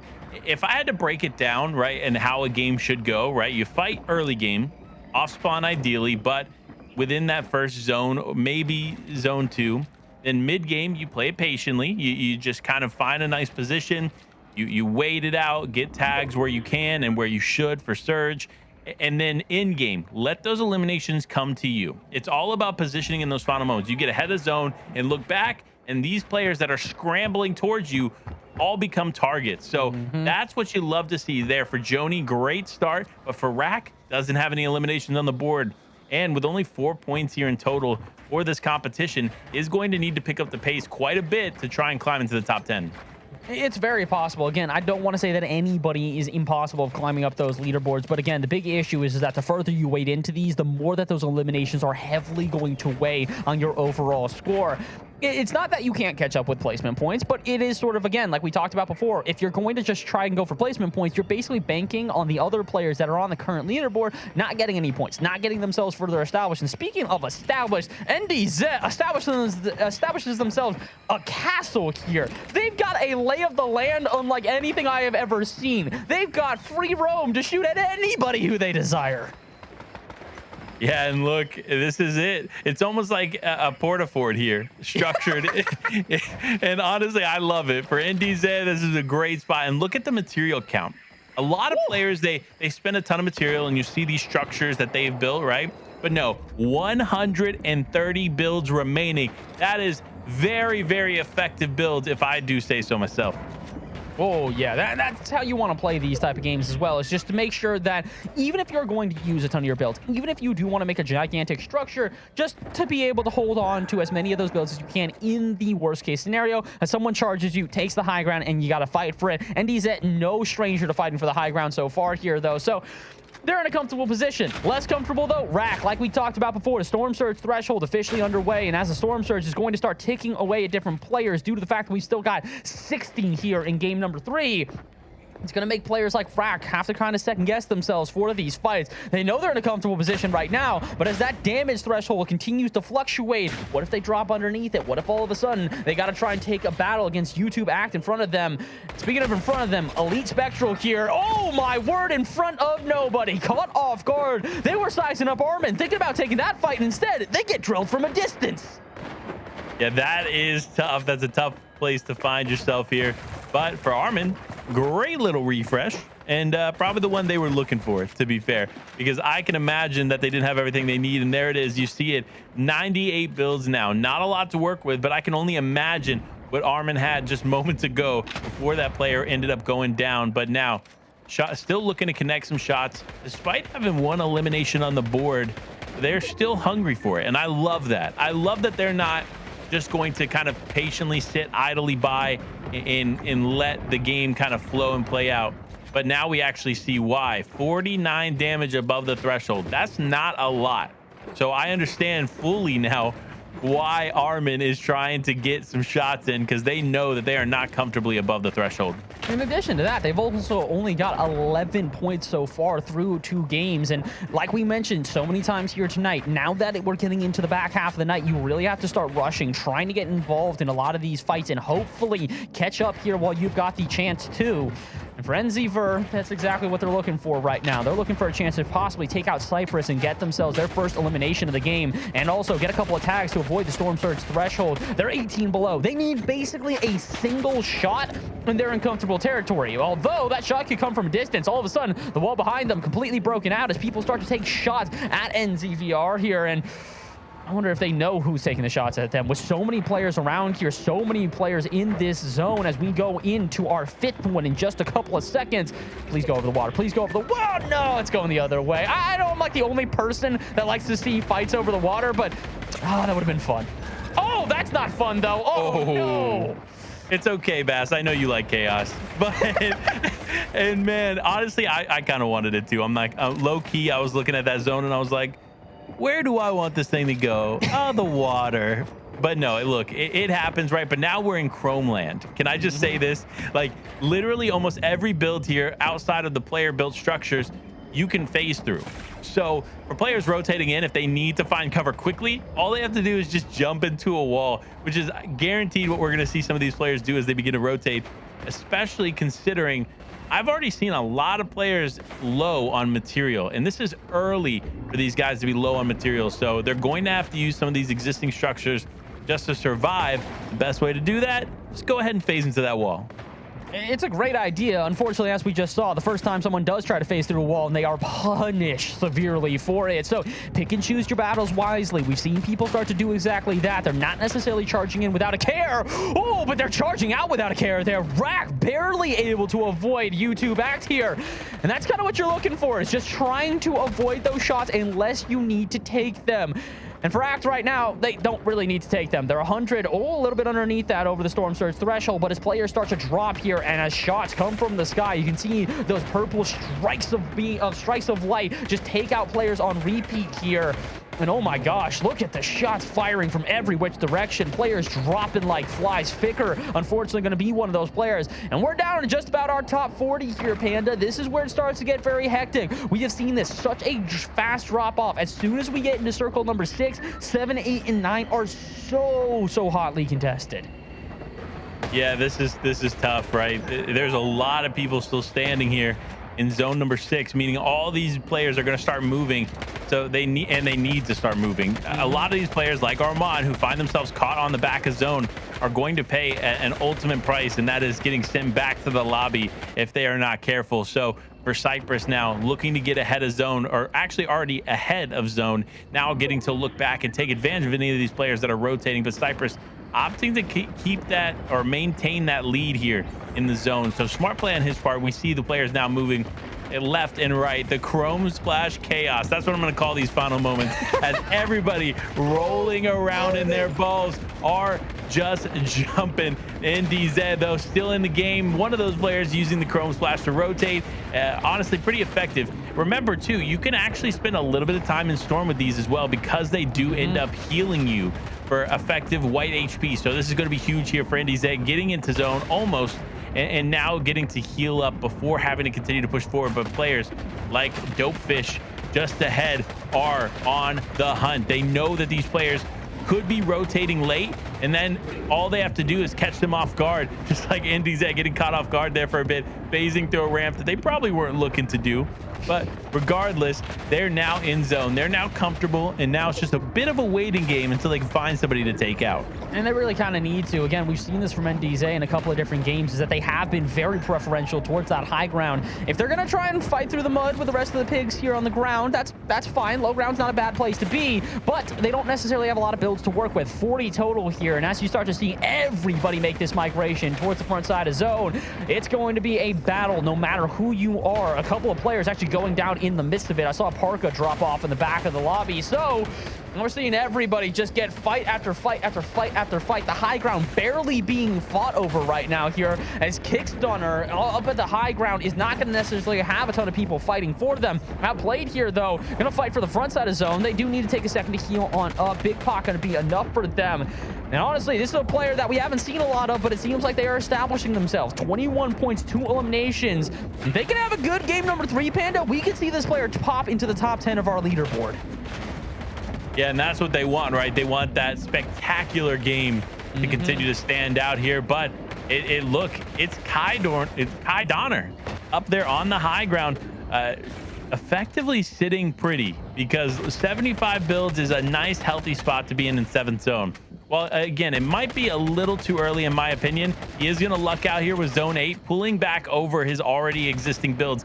But now a player ends up punishing him and immediately goes for high ground. Now the fight is on. Who will be able to hold it, though? That's the question, as Kai Donner is going to lose it for a second, but immediately chops out this other player. Does get a tag, but it's not a lot to work with. Fortunately for him, though, it was enough to push him off. That's smart there out of Kai Donner. They recognize the fact that they don't necessarily need to try and fight for the high ground. They just need to dissuade that other player from taking it from them. They unfortunately do drop down and take a little bit of fall damage. Probably not what they were looking for, but you can see a crew. They're waiting for their moment. They don't want to completely disengage, or at least I thought they actually are going to drop down. I think Kai noticed them in that box, so that'll be enough to completely push them away and straight into the fray with the rest of the players here. And speaking of the rest of the players, we're down to our top 20. Only 16 remain. And as we're about to get going into our 9th zone of the game, the final one, this feels like this might be the most populated final zone we have had so far here, Panda.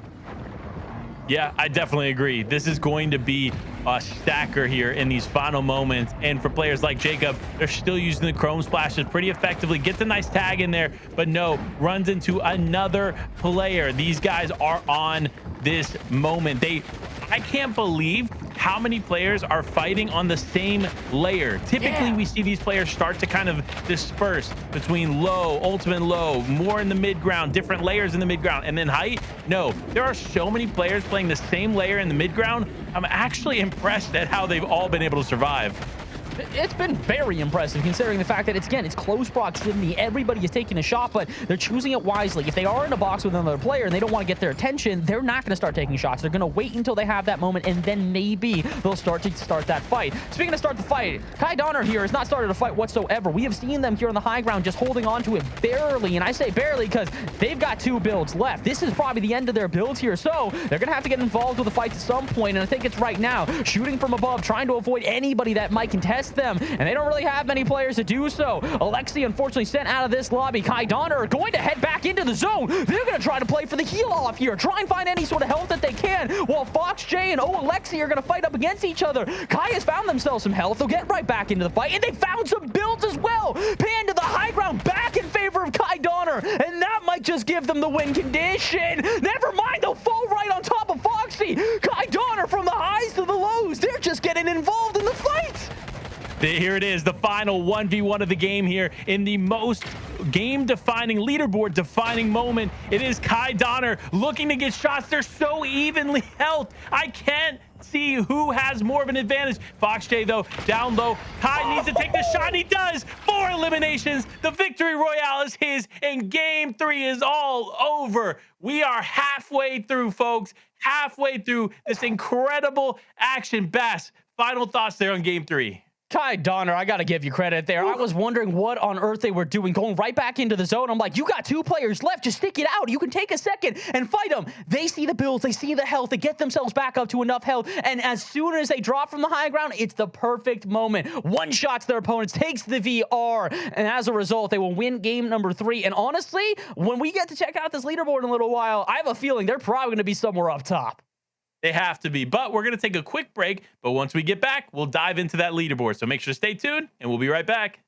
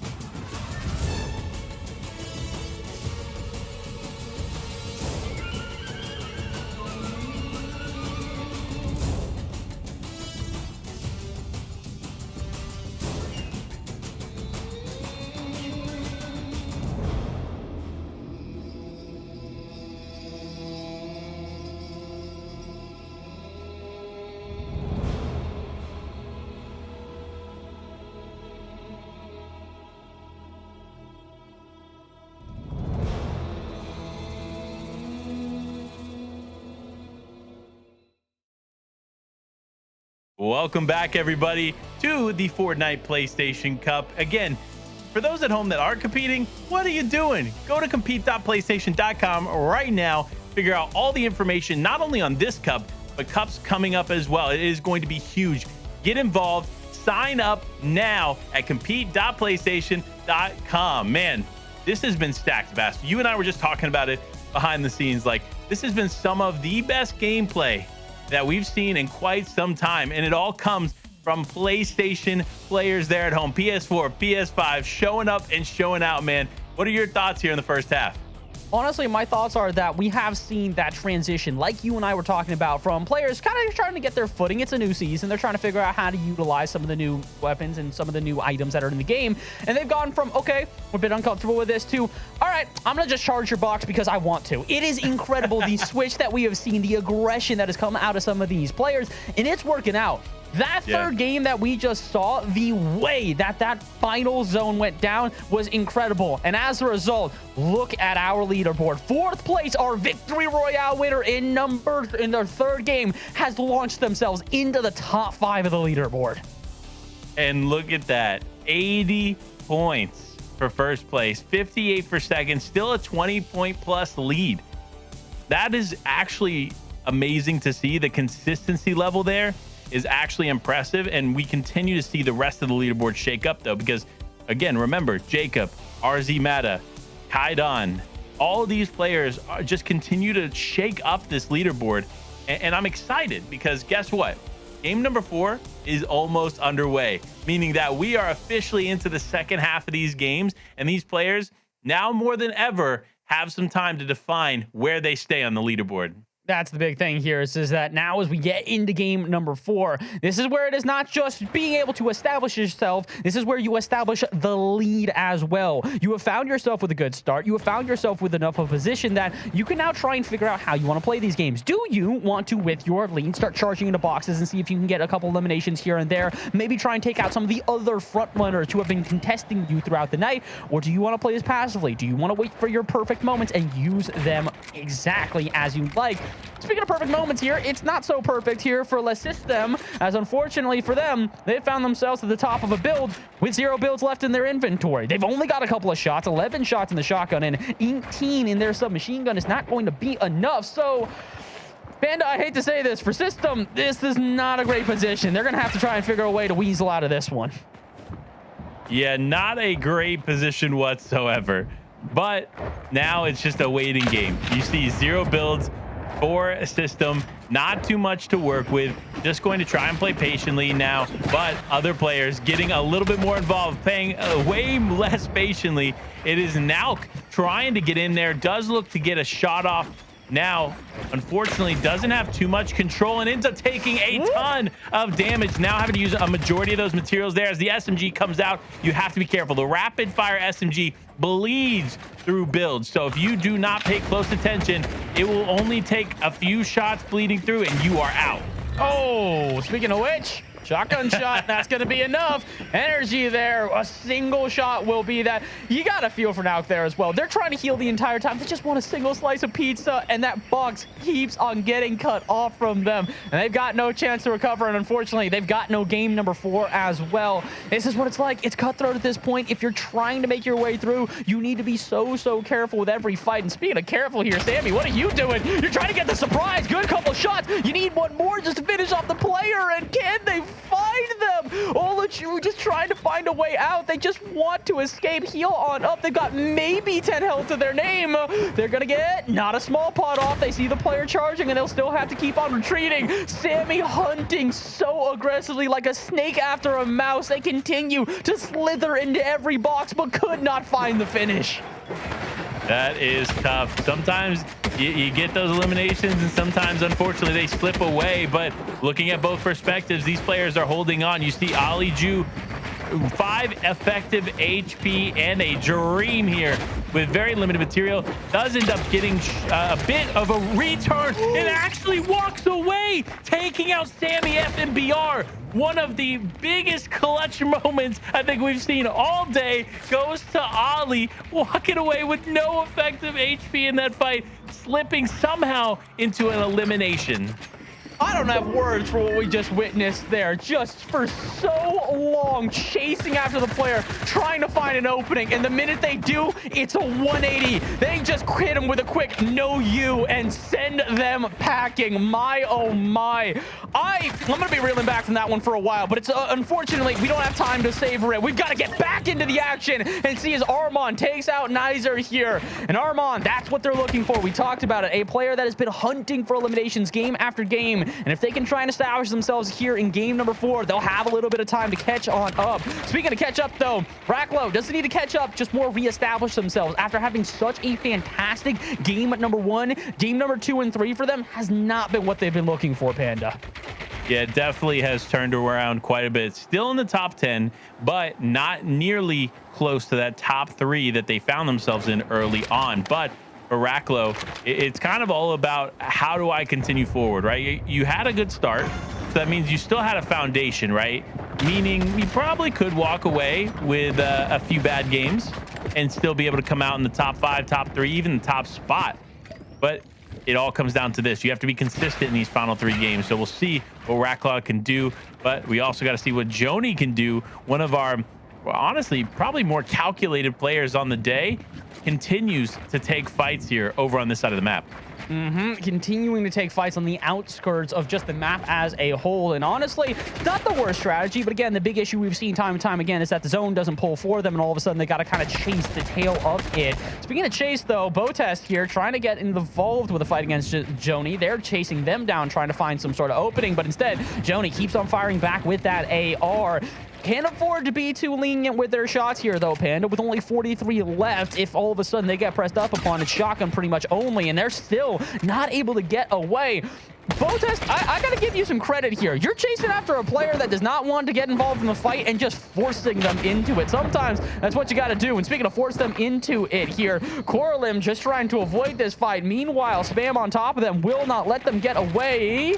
Actually, maybe Spam's actually going to want to try to get away. They are indeed. They're going to try and make a build on the other side of the river here. And the battle for Greasy Grove commences with only 2 players in the entire POI. What's with the POIs being empty, but these random side spots being heavily contested? I don't know. I mean, I guess that kind of plays into solos quite a bit, right? Like solo players, they typically don't like to fight in major POIs or land in major POIs because they feel like it'll be contested. But what ends up happening more often than not are these players end up going like spreading more evenly out, and then the big POIs even at times don't have any players. So it's either it's like one player maybe landing and you could easily contest them, or no players are landing at some of these named POIs. So it's interesting to see how solos plays out because we're just not used to it, right? In the competitive formats that we have currently, there's very few solo opportunities. So that's what makes the PlayStation Cup that much more exciting. It's been exciting the entire way through, and considering the fact that we're at the back half of the night, I only feel like the action is going to continue to rev up from here.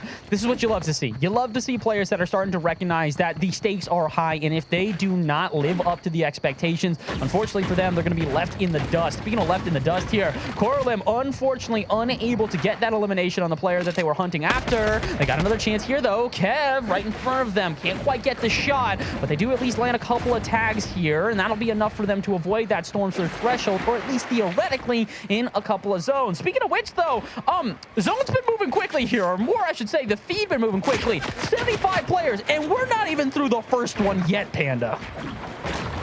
Listen, so much still left on the table, but 75 players, that's it. That's all that remains here in game number 4. Honestly, quite a drastic shift from these other games that we've watched, but it's going to continue to play out here as now, what is that, Yo Sunny going up against Joe Kanga. Joe Kanga on the back foot, does have 70 HP effective, does have some half bots, so a lot to work with in the shield department. It does look like Sunny has actually slowed down. This is not what I was expecting from someone who has such a drastic lead there in the fight, but now the lead changes. Joe Kanga coming back here. from 70 effective HP now to 170 and a health advantage against the other player. And that's kind of, that's what we've been seeing all night, is that despite the fact that you have the advantage, one wrong move and you're sent home. Speaking of which, Leo hiding in the box. NDZ thinks they've got uncontested space and charge straight into their own demise. Leo, they got to be happy about that. NDZ probably kicking themselves because there goes their entire game number 4. Yeah, that is tough.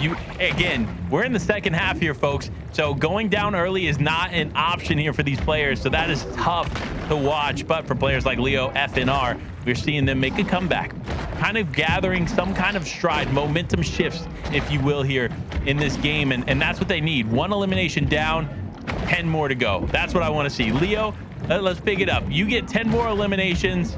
I think you can actually come back here into the top 5. Not only that, you know what, Leo, if you can hear me, you get 10 eliminations this game, you win the whole thing. I'm calling it now. You're saying anybody who hits double digits with elims, they all automatically got this one wrapped. I like the idea. I think I gotta agree with that one, especially considering, listen, you're taking out our front runner with a shot like that. I think you might just be able to take out anybody in this lobby. And unfortunately for them, that's slowly dwindling. 70 players, as we're not even into our second zone yet. I don't know what we're witnessing, but again, we thought the aggression would go up as the night goes on. It's not just going up, it's accelerating at a pace that I never expect. So, Leo, right now, you're in a great position. You got yourselves a decent amount of damage, but it's not enough to avoid. Okay, never mind.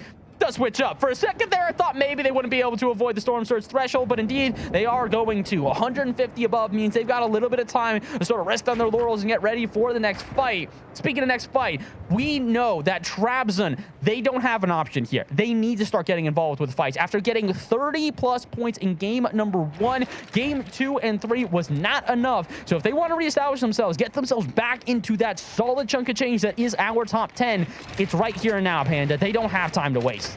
Yeah, absolutely. Going into this, they were in 15th place into this game. So they're going to have to come back pretty heavily here.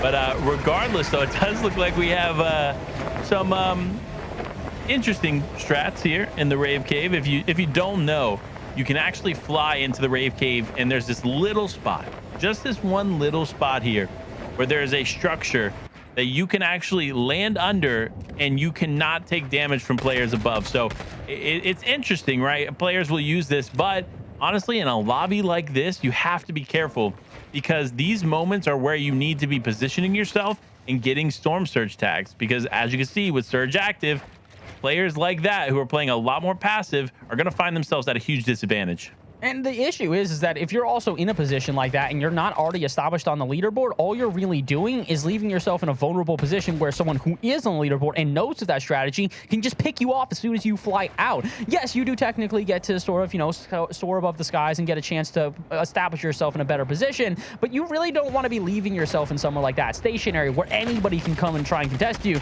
Speaking of trying to contest you here, Kibler gonna get contested in their box. Yo, Sunny charges in, but unfortunately, they are sent out. Back to the lobby they go as Kibler finds themselves their first elimination of game number 4. And I gotta imagine they've been getting active in these fights as well. 286 above the Storm Surge threshold. Yes, they gotta make their way into the zone, but my oh my, did they get a decent amount of damage, and now they're taking it as well. Shots from a distance, a couple of floppers on them should put them back into decent health range, but this is the issue, is that if you are gonna start trying to get involved with fights, make sure that nobody inside the circle knows where you are. Otherwise, they're just gonna keep taking shots and prevent you from moving into a comfortable position. You're absolutely correct. And it's kind of interesting, right? I just realized this because we haven't really seen them used too often, but boogie bombs are still in. Yeah. Even though they're coming out here soon in Fortnite, they're still in for this competition. So I'm surprised that we haven't seen more boogie plays because of how effective they are. When you can catch a player off guard, put them in that dancing state, and get one large tag on them before you start a fight, that's a massive advantage, especially for people that are more aggressive, that love to jump in these boxes and play that aggressive play style. So I'm interested to see if we'll see any boogie bomb plays leading into these final moments, but so far, if it's going to trend this way, we probably won't. I would imagine not. I think we saw them in game 2, I want to say. We saw a little bit of a play on the outskirts of, I want to say it was Rocky Wheels. We're starting to see some players get into a fight, but they didn't even really use them. They threw 2 of them. I don't think landed either one of the shots, and then just kind of had to back off when it wasn't effective enough. So I'd like to see it get more involved in the plays here, but at the same time, I also think, hey, if it works, it works. If it ain't broke, don't fix it. And for Oleju here, they've done a great job so far, giving themselves a decent amount of damage, giving themselves a good position as no one wants to contest them on the outside of Rave Cave. But unfortunately, it seems like everybody's going to get into a battle real soon. Storm Surge back and active here with 62 players remaining in this lobby. You know players are going to start getting aggressive. Speaking of aggressive, it's the second time I've seen Racklow get involved in the elimination feed in the top left. This might be the game for them, Panda. After not having a couple of good games in a row, they can reestablish themselves here in game number 4. They absolutely have a chance to get back into the money and back onto the leaderboard. Similarly to SM or to Ella. Good couple first games. Now they really got to establish themselves. Yeah, it's all about stepping up here from this moment on. And you see Amor de Ella. Look, we keep talking about this player right here, and for good reason. 47 points is no easy feat. Going into this game, I believe they found themselves just outside of the top 10, but this is their turnaround game, right? This is the moment for them to continue to climb. It doesn't look like they had too many points there on that last game, but still opportunities here. But for players like Nedza, like Jacob 1X, our top 2 players in this game, they're both out, right? So lots of opportunity to continue to climb the leaderboard, whether you're 3rd place in Mata or you're Caden in 4th. Like, there is a ton of opportunities here. It's just a matter of, will these players take advantage? And of course, as I say that, Caden in the elimination feed, getting a nice elim there to continue to climb on. That's what you're looking to do. So, and speaking of climbing here, Rax CC here all the way at the very top of the Rave Cave. And it's a great position to be as long as no one catches you off guard. They do have 100 builds trying to establish themselves, but it's more than in the builds at this point. It's trying to get those eliminations. 5 points totals through 3 games is not going to be enough to find you with a solid chunk of change. So maybe use this side to your advantage. Get a couple attacks on some players below. Maybe find an elimination here or there. Could try it on Alexi, but they're not going to take any sort of shots. They might not even know that anybody's in that build. I mean, it's a great vantage point, but unfortunately for them, they don't really seem to have any sort of openings to take shots. They saw a little bit of one on, I believe it was Hassan there, but not quite able to establish themselves. This is honestly such a good position. The only problem with it, Panda, is they got to move for the zone. They do get a couple of tags, but as you can see, next zone, not quite where they are. So they're going to have to make a very scary climb down the top of Rave Cave. Yeah, and that's tough, right? So they do have some existing like launch pads and other mobility that they could use, but it's not easy to use it. But fortunately for Tryhard here, he's going to be able to use that wind tunnel. That's probably one of the more effective mobility items here in the Rave Cave that just kind of naturally sit there. But Tryhard trying to find a good spot and does find a little place to box up here on the edge, and should be able to get the tags that they need so desperately to get those points up on this game. But now it's CC looking to use the slurp barrels to get in a bit of a healthier spot, but absolutely has to be patient. You see all these players here in the distance, they're going to start looking their direction as soon as they zip line. As I say it, they do ends up getting tagged up just a little bit and still can effectively play this game, and now actually finds a beautiful refresh. Oh, that is so big for them to be able to use some of their health items now and pick up some other ones. 2 big pots on them. That's going to be fantastic for them.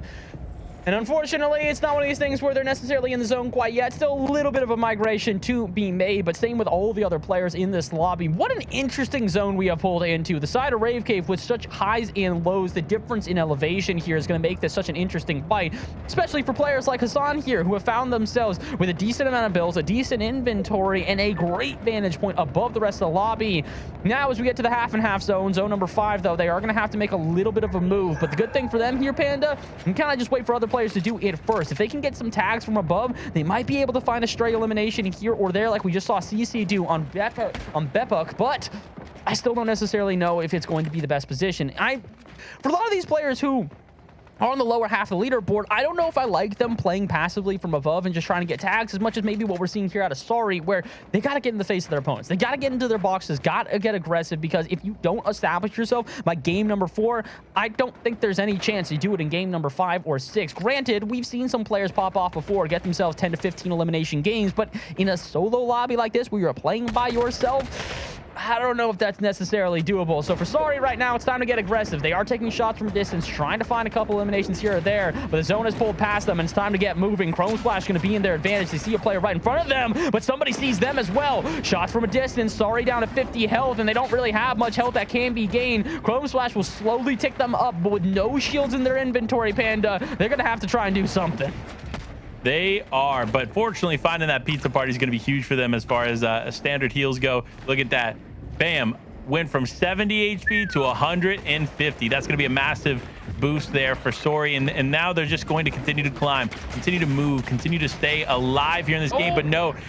Okay, I can't tell you how many times I've cast or cursed players today. I'm literally like, they're going to stay alive. Eliminated. So unfortunate there for Sorry. But great players like CC still up here and actually has a really solid position. I want to talk about this for a moment because people don't realize this. When you have these heavy elevation changes like this, typically the game starts to dwindle quicker. Players struggle to level up to these different elevation points, especially when materials start to die off here, just like this in these final moments. So they have to be careful. They have to be a lot more thoughtful with the places that they put those mats. Every build is going to count here if they want to survive, especially considering where this zone is now pulling next. Oh, this zone's pulling in such a weird place. We're getting away from the Rave Cave, heading over the river, and it's probably going to be beneficial for a couple of the players. But the big issue is that with so many natural structures here that are just generated by the game, you're going to have to try and navigate through them without being able to build through them, like you just said. So let's see, can Rack Voslo do exactly that? They're trying to navigate around the old tarps on the outside, and it's actually going to work out. They avoid a decent amount of players, and with 2 eliminations and 23 builds, that's exactly what they're looking for. Not getting too involved. Chance now also to stack back on up. Are they going to take it out? Yes, indeed. Refreshing a little bit of those builds. They're going to use a couple of builds to do so, but if they can just catch a single player off guard, get a single refresh, it'd be huge for them. They're picking their time. Could it be on Trabzon here? Had a chance. Boogie Bomb in hand. This is what we've been waiting for. They do Boogie Bomb the player, but they can't get the shot. They're not going to finish them off. I like to see the innovation. I like to see the involvement, but if you get a Boogie Bomb, you got to finish that player. Honestly, that was so clean, though. You Chrome Splash the wall, force them to have to phase through the wall, so it causes them to be a little bit slower, then throw the Boogie Bomb. Like, that is absolutely a top-tier play here for this player. So I'm excited. Like, that's the games I want to see. That's the plays I want to see. But now it continues to move on as Voslo, 2 eliminations on the board. Not a lot of heals, not a lot of mats. Is just going to effectively look for a refresh here somewhere. And hopefully they can find it, but it is not looking good for them right now.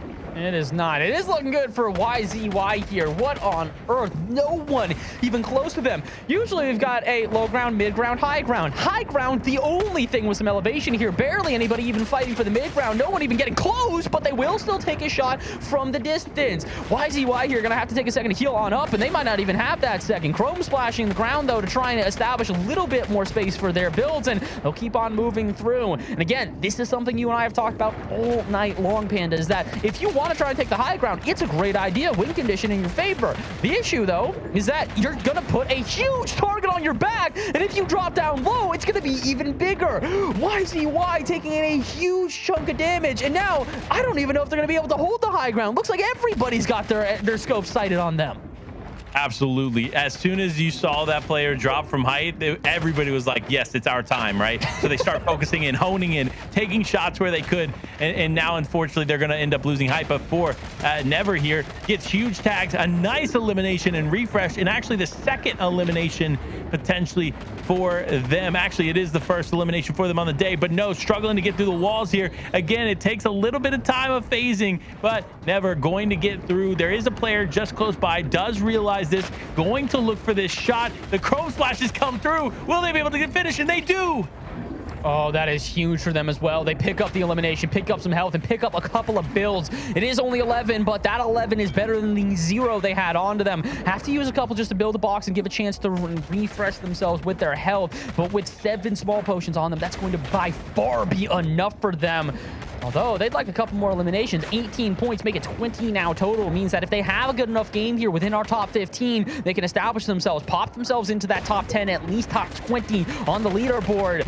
And speaking of popping yourselves into the leaderboard, a couple of our front runners still in this game. Trabzon finally finding themselves with an elongated stay here in game number 4, Panda. Yeah, this is what you want to see. This is the game defining moment, holding up the high ground here as these players all just looking to rotate in. Another player actually deep into Storm. Does look like they have tons of heals to work with, but if I was about to say, if Ryza looks back, could end up taking advantage. And unfortunately, as he looks back, he ends up getting tagged by that player deep in the Storm. Here it is, 27 HP and a dream. And unfortunately, Ryza is going to go down. It's Pixasi going to take this, and actually 67 points on the board, 9 eliminations. We talked about somebody who could walk away with a 10+ elim game here. Here it is. This is the turnaround they needed to climb this leaderboard. And they do it all while having the high ground in their favor with a ton of builds as well. 60 to go when there's only 2 other players besides yourself. You can rest up in the high ground as long as you want, but they don't want to. They want to try and get into the fray. They're going to try and chase after this other player. They see Kibler in front of them, and they are not satisfied with just the 9. They'd like to get a 10th and 11th to finish this one off. Double digits with insights for Pixovsky here. And they're going to keep on raining fire. So much ammo to be able to waste. That AR in hand can shred through builds, and it does exactly that. Exposes Kibler here, and that'll start the fight between them and Hassan. Pikovsky here. This is the best position we have seen him from any player all game, and they know it. You can see it with the emotes.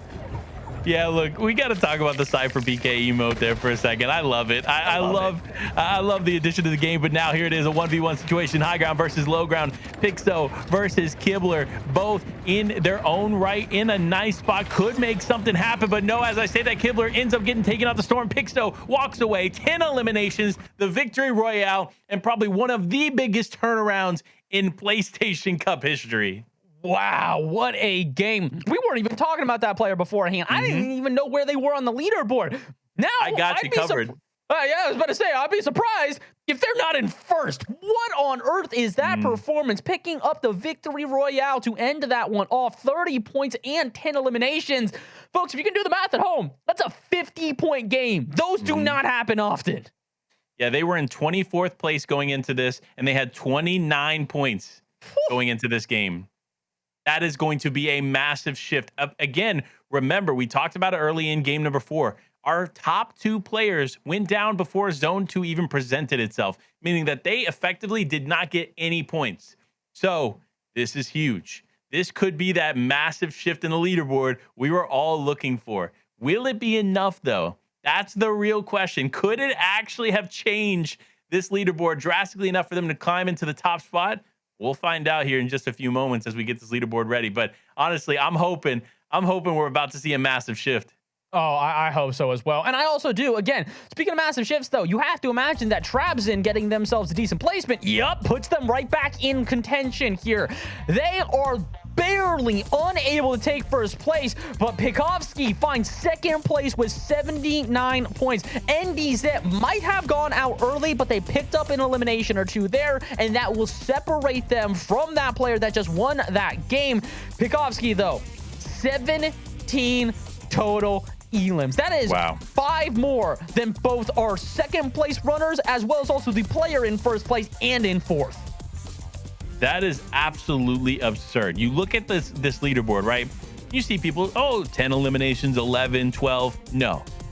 Pixo after that game has 17 eliminations, 10 of which just came from one singular game. So this is the turnaround we talked about. Some player decides to step up to the plate, play more aggressive, turn it on here in the second half, and Pixo now finds himself in second place. But will he be able to hold it? That's the question here as we get ready for these next 2 games, because it is the final 2 opportunities here, folks, for these players to climb this leaderboard.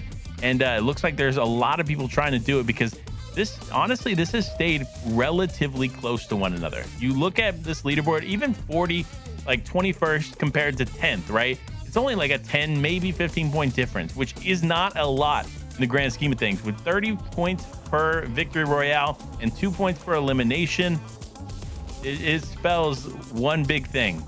These players need a big game. I mean, we just saw that again. The 50 points here. Any of these players get a 50-point game, and they're immediately launching themselves into at least our top 10, if not further. For a player in 21st, Buko here, if they were able to find themselves a 50-point game, they're at 90 points. That's more than anybody else. Again, that's banking on the fact that none of our top 5 would find themselves extra points to further themselves on the leaderboard as well. But you never know what happens. We've seen our frontrunners go down very early in these games, and if you can see that in the feed in the top left at any point, all of a sudden you go, all right, it's my time to shine. And that's exactly what we're hoping for, is a couple of these players who have tried to do well, establish themselves even further. Good example of that. I want to see our 61st player, CC, who was doing well before, try and find themselves a little bit something else. Same with Zaxi in 71st. We have seen them get involved in fights before, but just not be able to finish that off. That's what it is at this point, is it's that clutch factor. Can you make it count when the fights come, or are you going to try and shy away and possibly find yourself another fight in the future? There isn't much of a future at this point. We're into game number 5. If you cannot establish yourself by game number 5, game number 6, probably not going to be any easier. So it's crunch time, Panda, now or never for most of these players in these games. Yeah, and I'm interested, right? Because you saw how big of an elimination game that was for Pixo. Other players that are watching this and sitting here like, okay, 10 eliminations, victory royale, this has completely turned it around for Pixo. Yeah, you know what? Let me try that. Let me get a little bit more aggressive, because that's going to be the key to some of these solo players' success here, is getting a high elimination game. And for most of these EU players, they know how to fight. Sometimes they just make some mistakes in the mid game. So let's see these players turn it up, because players like now still have an opportunity with a high elim game. And it's very possible. It's turn up or turn around and go home, unfortunately, for most of these players. They do not have options left. They have to get involved in the fights. They have to start getting aggressive. And as much as we have preached passivity throughout this entire night, Panda, unfortunately, that doesn't necessarily work if you're this far behind. For a player like Scoffing, unfortunately, they really do need to start getting aggressive. And my, oh my, we're already seeing the aggression. Parka already getting into the elim feed in the top left. Maybe finally we will start to have the fights for POIs that we are looking for, but not for Armin. One of our front runners on the night already sent packing. Whew. I gotta say, I am beyond impressed with what we are seeing right now. It is just such good gameplay from every single player. They are continually putting up fantastic numbers, and not just fantastic numbers, but they are putting in individual fights that have just been impressive. Right now, we're not seeing too much out of Scoffing. They do have Fort Jonesy pretty much by their lonesome. A couple players on the south side of it, but they're not going to necessarily get involved in the fight. Again, that's kind of what you're going to see here. Is a couple players get involved in fights early, and a couple players are going to have to try and avoid them. Zaxi would love to avoid an early elimination, but they cannot. Coralim with a quick one shot with a shotgun will send them packing. And already we find our first elim for the player. We're talking about players that could benefit from a huge game. Coralim feels like that player that definitely should have a big game. They're sitting somewhere around 40th place. They've been able to have some good fights here and there, but if they can get themselves at least, let's say, 30 to 40 points here in this game, oh my goodness, would it turn it around for them and give them a chance at some real money for the back half of the night. There's a lot of players like that right now, though, who are just players not necessarily looking to guaranteed find first place, but trying to find themselves a good amount of money, try and find themselves a good position for going into our final game. It's game number 5. It is the precursor to said final game, and this is the precursor to Doom here. If you are MDPLM, outplayed, looking to try and find the elimination. They've already drained them of all of their shield. Now can they drain them of the rest of their health as well? Apparently not. Chasing around, but a single shotgun shot will send them packing. Outplayed finds another elimination here in game number 5. Honestly, living up to the name.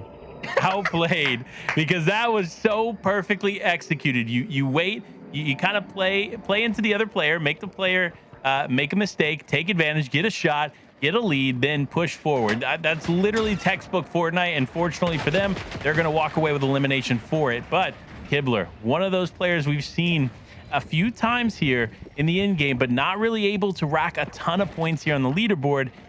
Now in the same situation, does look like they are getting targeted yet just a bit. They do have the chrome splashes in hand. They're going to use them, try to rotate around and avoid any additional shots. That's essentially what you have to do. This POI is so tough to fight in. You cannot spend too much time here, especially with other players just above. That's the big issue is that if you do get into an elongated fight here, your escape routes are very limited, and your ability to try and hide is, again, also very limited. It's a new POI, which is going to take a while for people to try and figure out how they want to fight at a POI such as this. So for Kibler, yeah, they're not going to try and fight. They're going to try and escape, get a couple of resources here and there, getting some extra materials, and that should be enough. And it makes sense. You're 36 points. You're not necessarily at the very front of the leaderboard, but you're also definitely not behind. If you can make sure to survive into, let's say, zone 6 or 7, that's guaranteeing yourself enough points to probably establish yourself with a good lead going into our final game of the night.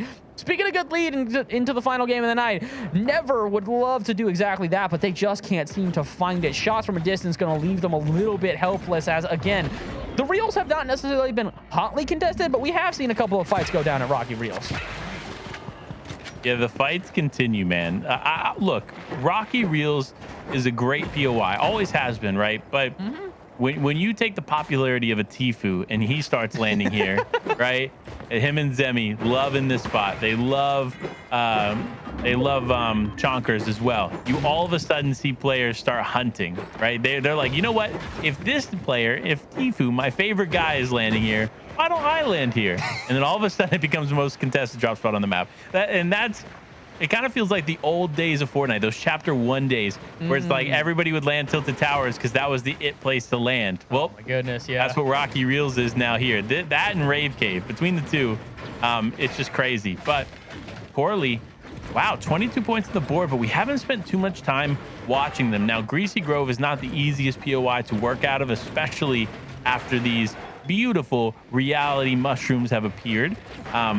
But it's still a great POI as long as you use it effectively. Unfortunately, though, it does look like it's pretty contested here close by. You got two other players looming in this area.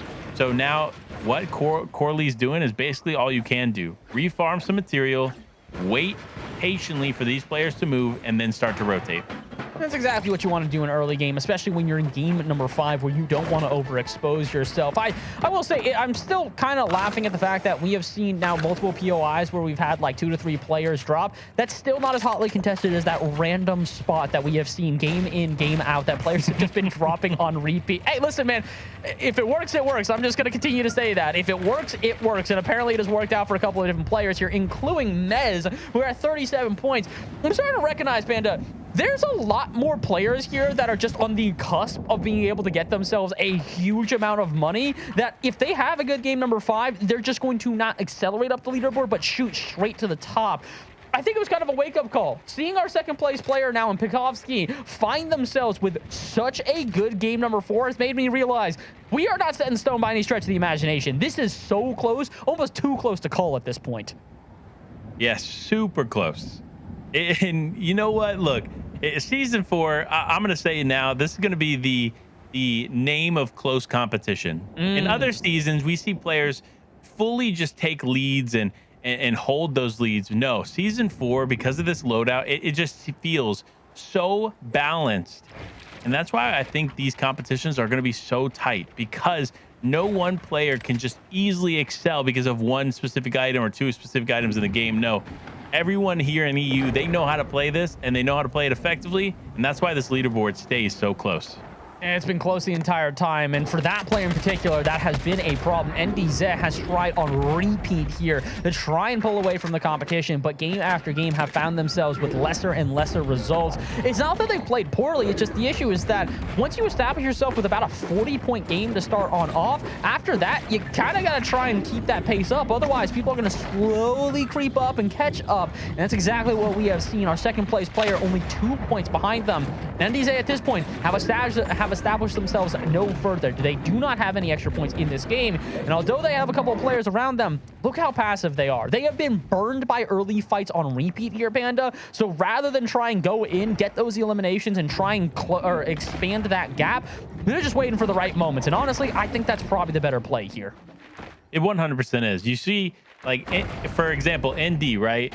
Going into this 5th place, 5 elims, 1st place, 5 elims, right? Those are the first 2 games. And all of a sudden, 22nd place, 2 elims. All right. That's not a terrible game, right? But not necessarily the ideal game. And then there it was, game number 4, going down almost immediately. 73rd place, 0 elims, meaning they I think they got maybe 1-2 points from that game from placement, but that's it, right? So unfortunate, but they're doing better so far. They're getting close to that 73rd range, so we're going to watch that elimination feed just to make sure they don't have a worse game than game number 4 and continue the consistency moving down the line. And that's what you got to do at this point, is find consistency. Not necessarily, like we've talked about all night, over-aggression, under-aggression, somewhere in between. And as we check out the Lagoon, this is actually a POI we haven't tuned into all too much here tonight, but I feel like we probably should, considering look how many people are dropping here. This is why we've seen no one at the reels. It's because everybody is here at Lustrous Lagoon. That is an incredible amount, and it's honestly a great position as well. Edge of the zone. Everybody is going to have to rotate into this, coming from the west side of the map, and that's huge for all of these players. They now get to have a chance in a very hotly contested, in a very complex POI, wait until their prey, walk right into their trap, and for a player like Clix, that's what they're hoping for. This is another player who, as we've talked about multiple times, if they can do well, if they can have a big game number 5, they can propel themselves straight up to the top of the leaderboard, but they got to survive first. Apparently, they're not the only one on this ship that's going to have to try and rock it. So here comes the fight. And speaking of fights here, Ryan, a player we have seen get involved in fights multiple times here tonight. This time, though, they don't want to be involved. They're just trying to escape. And escape is all they need to do. They cannot afford to go down here early. They cannot afford to use those precious resources that they work so hard to get so early in this game. And that's why we see even players like Riney here using the chrome splashes, just beginning to rotate. Now, 16 points, while not a ton, is still enough to effectively make a high elimination comeback here in the final 2 games. Because remember, this prizing is pretty evenly spread. I actually like the way that this is set up. So for players who maybe not necessarily find themselves in the top 10 right now, top 20 right now, they still can climb up and take a piece of that prize. And there's a lot of prize to be had here. To give sort of a reference, $1,000 goes to top 9. So that's the whole point, is that if you're within our top 10, you are walking away with a whole lot of money. And even if you're outside of that top 10, players up to top 20 are earning at least $600 a piece. So there's a lot to go around. But again, you don't necessarily want to try and gun for that top 20. You are heading straight for the top 10, heading straight for the top 5, trying to find yourselves with that multiple $1,000 first place prize. And for a player like NDZ, like we mentioned before, they're just trying to establish themselves in that position and hold on to it for the rest of the game. Oh boy, are they going to go after Trap Zone here? They should know. I don't think they know, but if they do get this elim, it would be huge for them. Same for Trabzon, though. And so all of a sudden, the 2 players collide against each other, and NDZ, for the 2nd game in a row, will drop out before our top 70. No way. You know, we talked about how, okay, NDZ, 73rd in game 4. They're already on track to do better here in game number 5, but then they have gone down. But the question is, what place did they go down? Because we have 71 players left. Could it have trended the same direction? Would it be 74th, 75th? Oh, no. Could you imagine that continues to drop out here for the top slot? But now, if you're Pixo, right? If you're Pixovsky, as the full name would represent, you are 2 points behind first going into this game. You see the first place person go down early. In my eyes, you play for the end game. Yep. Play the safe game, right? Don't take any risk whatsoever, right? Obviously, if you're outside the top 10, you need to be taking every fight that you can, right? But for him specifically, the name of the game is survive, get some consistent placement points, and stay above the rest.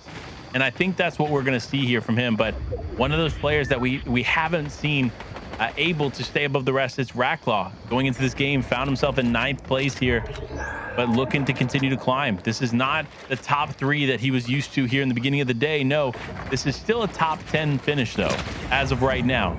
And it's going to continue as a beautiful elimination comes through. Now, with 61 points on the board, remember, Nidzel actually finished, Mr. ND himself finished with just above 81 points, meaning that a 20-point game puts you above him. And I think that's what we're going to see. I think Indy Zell is going to drop significantly following this game because of him going down so early. So players like Trabzon, who we've seen play a little bit more consistently, now have the opportunity to climb above. It's very possible, and that's, again, this is what makes this so interesting right now, is because of how close all of these players are. A single one of them has that pop-off game, and all of a sudden they are able to find themselves with not just good placement going into our final game of the night, but I would say also confidence. That's a huge thing at this point as well, is that if you've had a couple passive games in a row, if you haven't necessarily been winning all of your individual fights, you do that in game number 5, all of a sudden game number 6, you're coming in on the highest of horses. You're feeling yourself so prepared for anything that might approach you.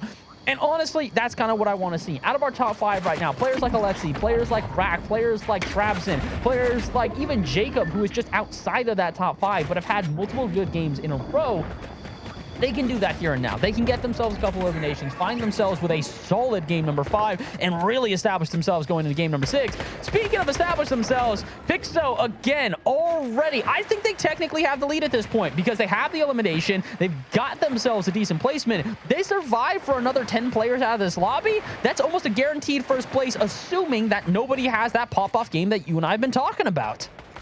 Can confirm as of now they are tied for first place. So ND fell with 82 points as well. So all they have to do, just stay alive. That's it. And stay you alive, take Forehead. top spot, right? Just stay alive, Forehead. And fortunately for him, it does look like he probably will do that. Parker now, though, 41 points on the board. Another player that we watched closely and had a bit of a fall from grace, still looking to come back, though. 41 points is very, very achievable if you have a pop-off game here.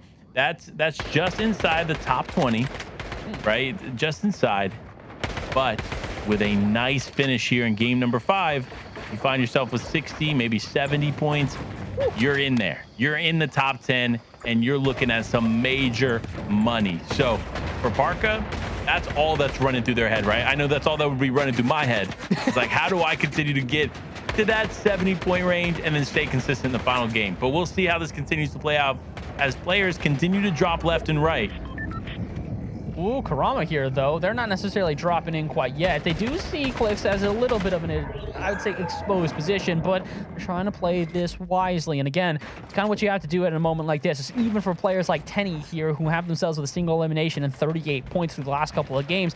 It just goes to show, if you can find a couple eliminations back to back to back, all of a sudden you put yourself in a fantastic position. Because again, for those that who are not here for the front half of the night, the big difference in this, 2 points per elimination, and that is going to make a huge factor going into the later halves of these games in the later circles, as eliminations are going to start to become more and more commonplace and more frequent.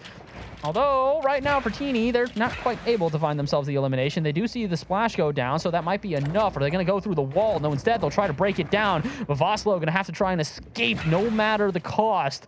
This is what we're seeing, is that there are a couple of players who, let's say, are taking this from different perspectives. There's players like Teeny here who are charging after, trying to make sure that they do not allow that other player to escape. And there's players like Voslo who, no matter the cost, are trying to escape. They recognize that they're in a decent position as long as they can get those placement points, as long as they can get into, let's say, top 20, they're finding themselves with a decent position, and a decent position, not just for the game, but going into game number 6 as well. When you're this far into a competition, you're not just focusing on the singular game. You are focusing on the long haul. You are focusing on the very end of the night and that final placement that could really make or break your earnings here in this tournament. Speaking of earnings right now, Never, unfortunately, not going to walk away with too much if they can't find themselves a little bit of improvement here in game number 5. They've got 27 points. That's a solid position. But with 0 eliminations as it stands right now, that's going to be difficult. Speaking of difficult, Alexi, our 3rd place player, drops out here before we get down to our top 40. Yeah, this continues to dwindle here. And honestly, this is probably the fastest paced game we've seen thus far. 47 players in zone number 4. This is usually what we're seeing in zone 6. So to give context, this is a pretty quick game, but we knew this was going to happen. These players knew going into this, they were going to have to be way more aggressive if they wanted to find their spot in the money. Now, for Riney looks like a decent spot, right? The zone could pull in their direction. There's like a 25% chance they might walk away with that zone, but that's where you want to find yourself. You want to find yourself on these edges because that's ultimately where the zone is going to pull. And unfortunately for Kibler, not necessarily pulling in their direction, but at least it's on the same side of zone. It's a good side of zone for them, but again, unfortunately, it feels like for almost everybody in this right now, they're not necessarily in the greatest position. This is what makes zone number 5 so interesting to me is the half and half gives your sort of two sides of the coin here. There's the side of everybody having to converge onto one point, and those are the people who are outside. But the people who are in that half and half, they now have a target on their back. They are the perspective spot where everybody's going to jump on top of, and with only 5 players there, feels like that's a pretty big target on their back at that. Speaking of targets, though, Trabzon has had a target on their back since game number 1 of this entire event. They started off with a victory royale in game number 1, and since then, it's been a rocky road. 59th, 67th, and 9th place in game 4 does reestablish themselves in a good position, but they got to get themselves into a good position right here and now. Finally making that movement, rotation towards that zone. And I think they're going to get in relatively uncontested. No one takes a shot, and Trabzon finds themselves with a beautiful spot on the low ground and even some extra resources at that. Yeah, that's going to be huge there for Trabzon. This is a chat favorite. If you didn't realize, everybody hanging out here, huge fan of Trabzon. So here you go, guys. Trabzon still alive here in this game, putting some big points on the board, and actually potentially could climb into the top 3 depending on the performance here in this game. Now though, we switch over to Sunny, who we've seen time and time again find some success in a fight and then unfortunately go down. This has got to be a change of pace here, but no, as we switched away from Trabzon, he ends up going down. No, this is not the game that he wanted. Unfortunate for him, but he should still find himself in the top 10 following the conclusion here of game 5. I mean, he did find themselves a couple eliminations, and that's going to be huge, getting those eliminations. But speaking of another elimination, Mata, another one of our top 10 players goes down. I gotta make sure I'm seeing this right, because I'm pretty sure of our top 10, 4 of them are gone, and we're only getting to the top 40 now. So, hey, we said if you wanted a game to try and reestablish yourself, you gotta look for the one where the front runners go down and they leave an opening for you to catch up. This is the opening for a player like Riney, who already has 3 eliminations, a fantastic loadout, and we're now getting moving into our next zone. This could be the opening. That is actually could be. That is the opening that they are looking for, Panda. I have a crazy stat for you. More than 6 players from the top 10 are out. So if you're just outside the top 10, get it. Get in there, get some eliminations, get those placement points. This is your opportunity to shine and climb, but this is going to be a huge zone for them. You see where the zone is pulling. It is going towards the formerly known Daily Bugle, and this hill is punishing. It is a menacing spot here on the map to have to rotate through in these final zones. Oh boy, and honestly, everybody is starting to get punished here. You can see this from Steve up top, just putting shot after shot on players that continue to rotate through his high ground.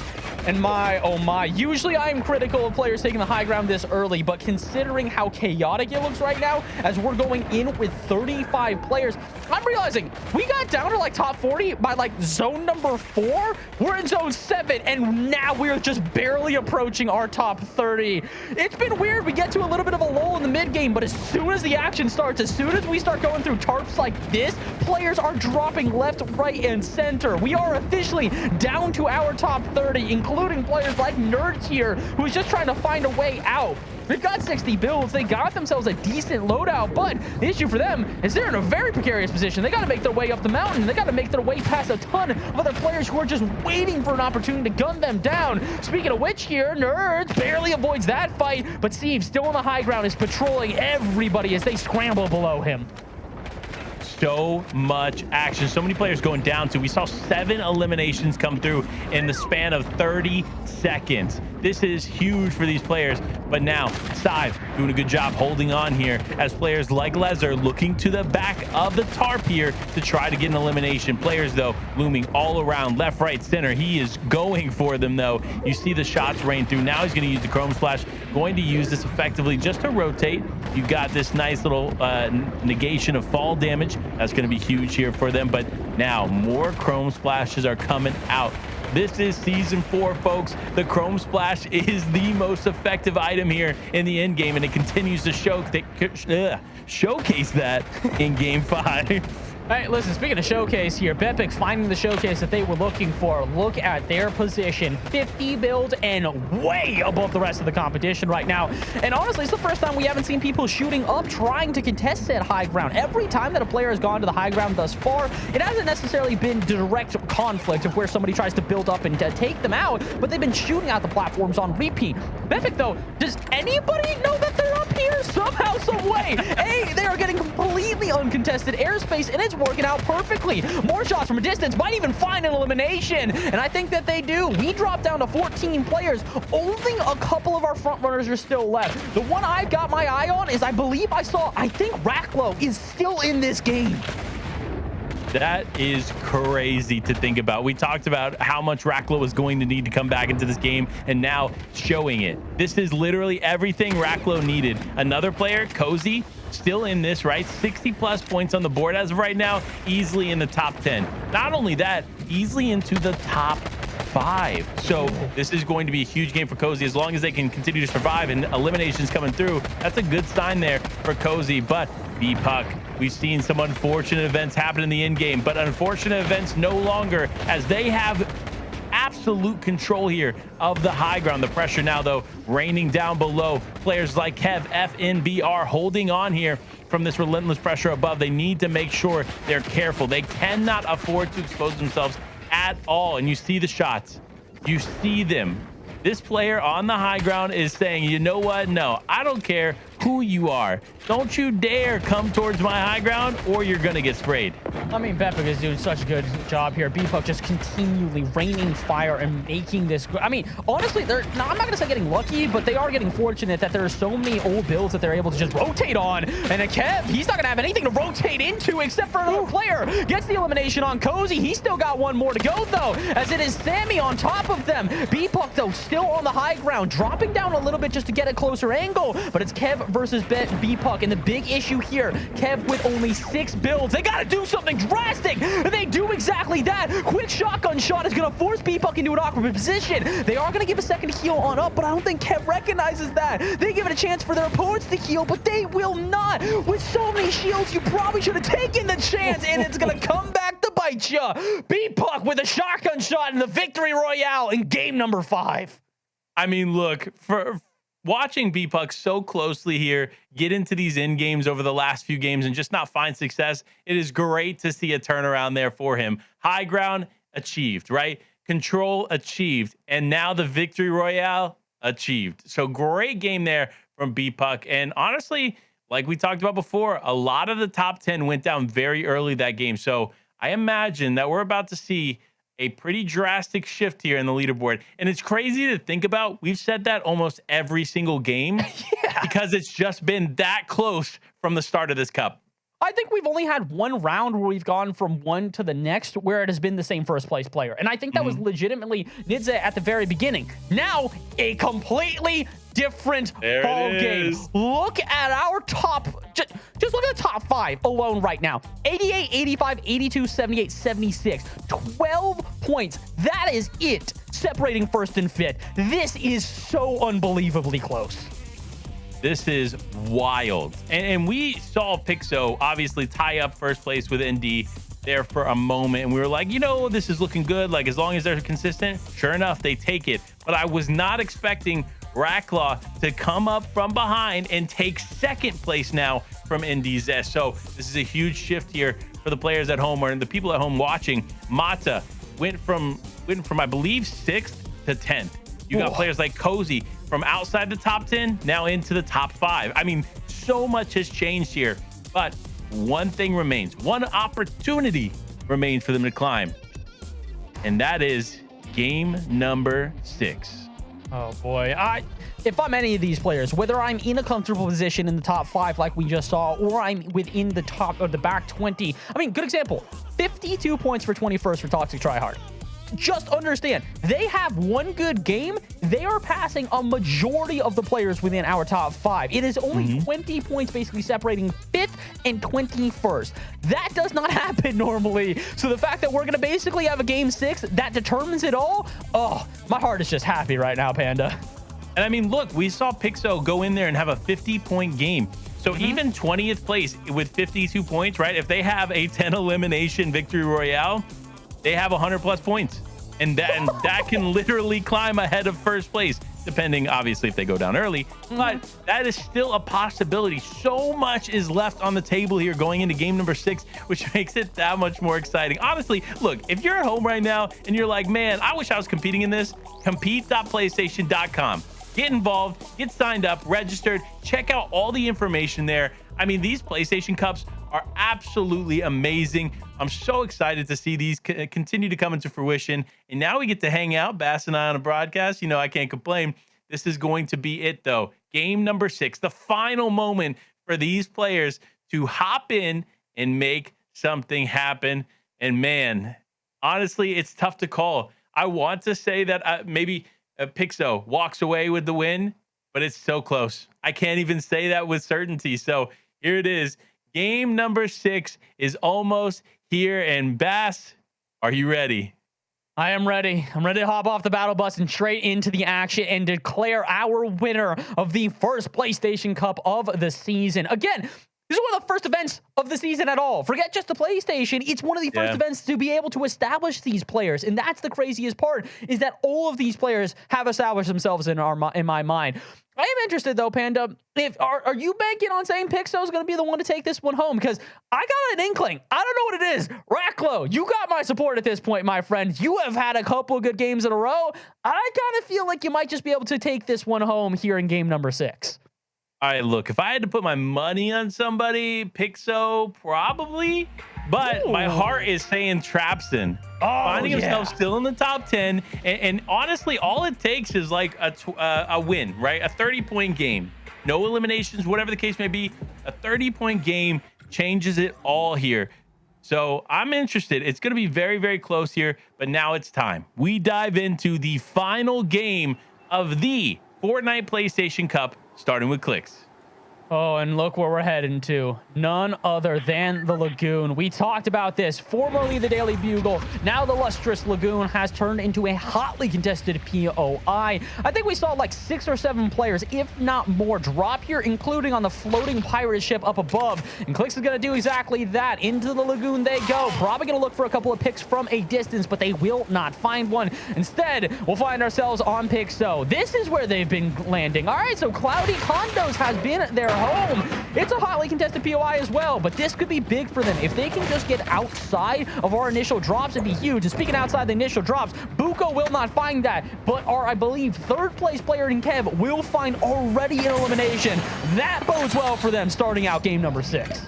It absolutely does. And one thing I want to mention, right? So obviously when the new season comes out, a ton of content comes out about best drop spots to land. Well, the best solo drop spot per somebody's gun is Cloudy Condos. So I am not surprised to see Pixo landing here and finding a ton of success as a solo player. So this being one of those top drop spots of the season, it's going to be pretty amazing. But from what I can tell, that can easily change mid-season, because you know the Fortnite map is not solidified at any point in the season. Volatility, probably one of the best descriptors of the Fortnite map as a whole. And speaking of volatility here, looks like Zaxi is trying to find some volatility early on. Outside of Tilted Towers, just a little bit north on the shore, they might be able to find themselves with a solid fight. Are they going to back off, though? I'm a bit surprised. Yes, the materials were low, but they definitely had the advantage on the fight as Ryzen was on their back heel and digging further in. Instead, it's Zaxi who digs himself an unfortunate early exit. Shotgun shot and sent home, and oh my, action game number 6 already kicking off, Panda.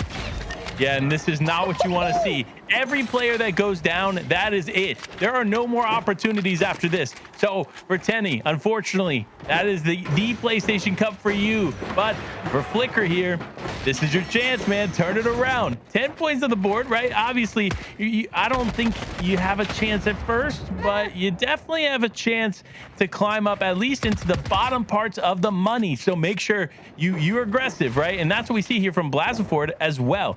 Blazaford, Blazified, Blaza something is now pushing in here, getting shots left and right, looking to do some big damage here onto Sunny. Sunny, unfortunately, on the other end of this aggression, and no, outplayed.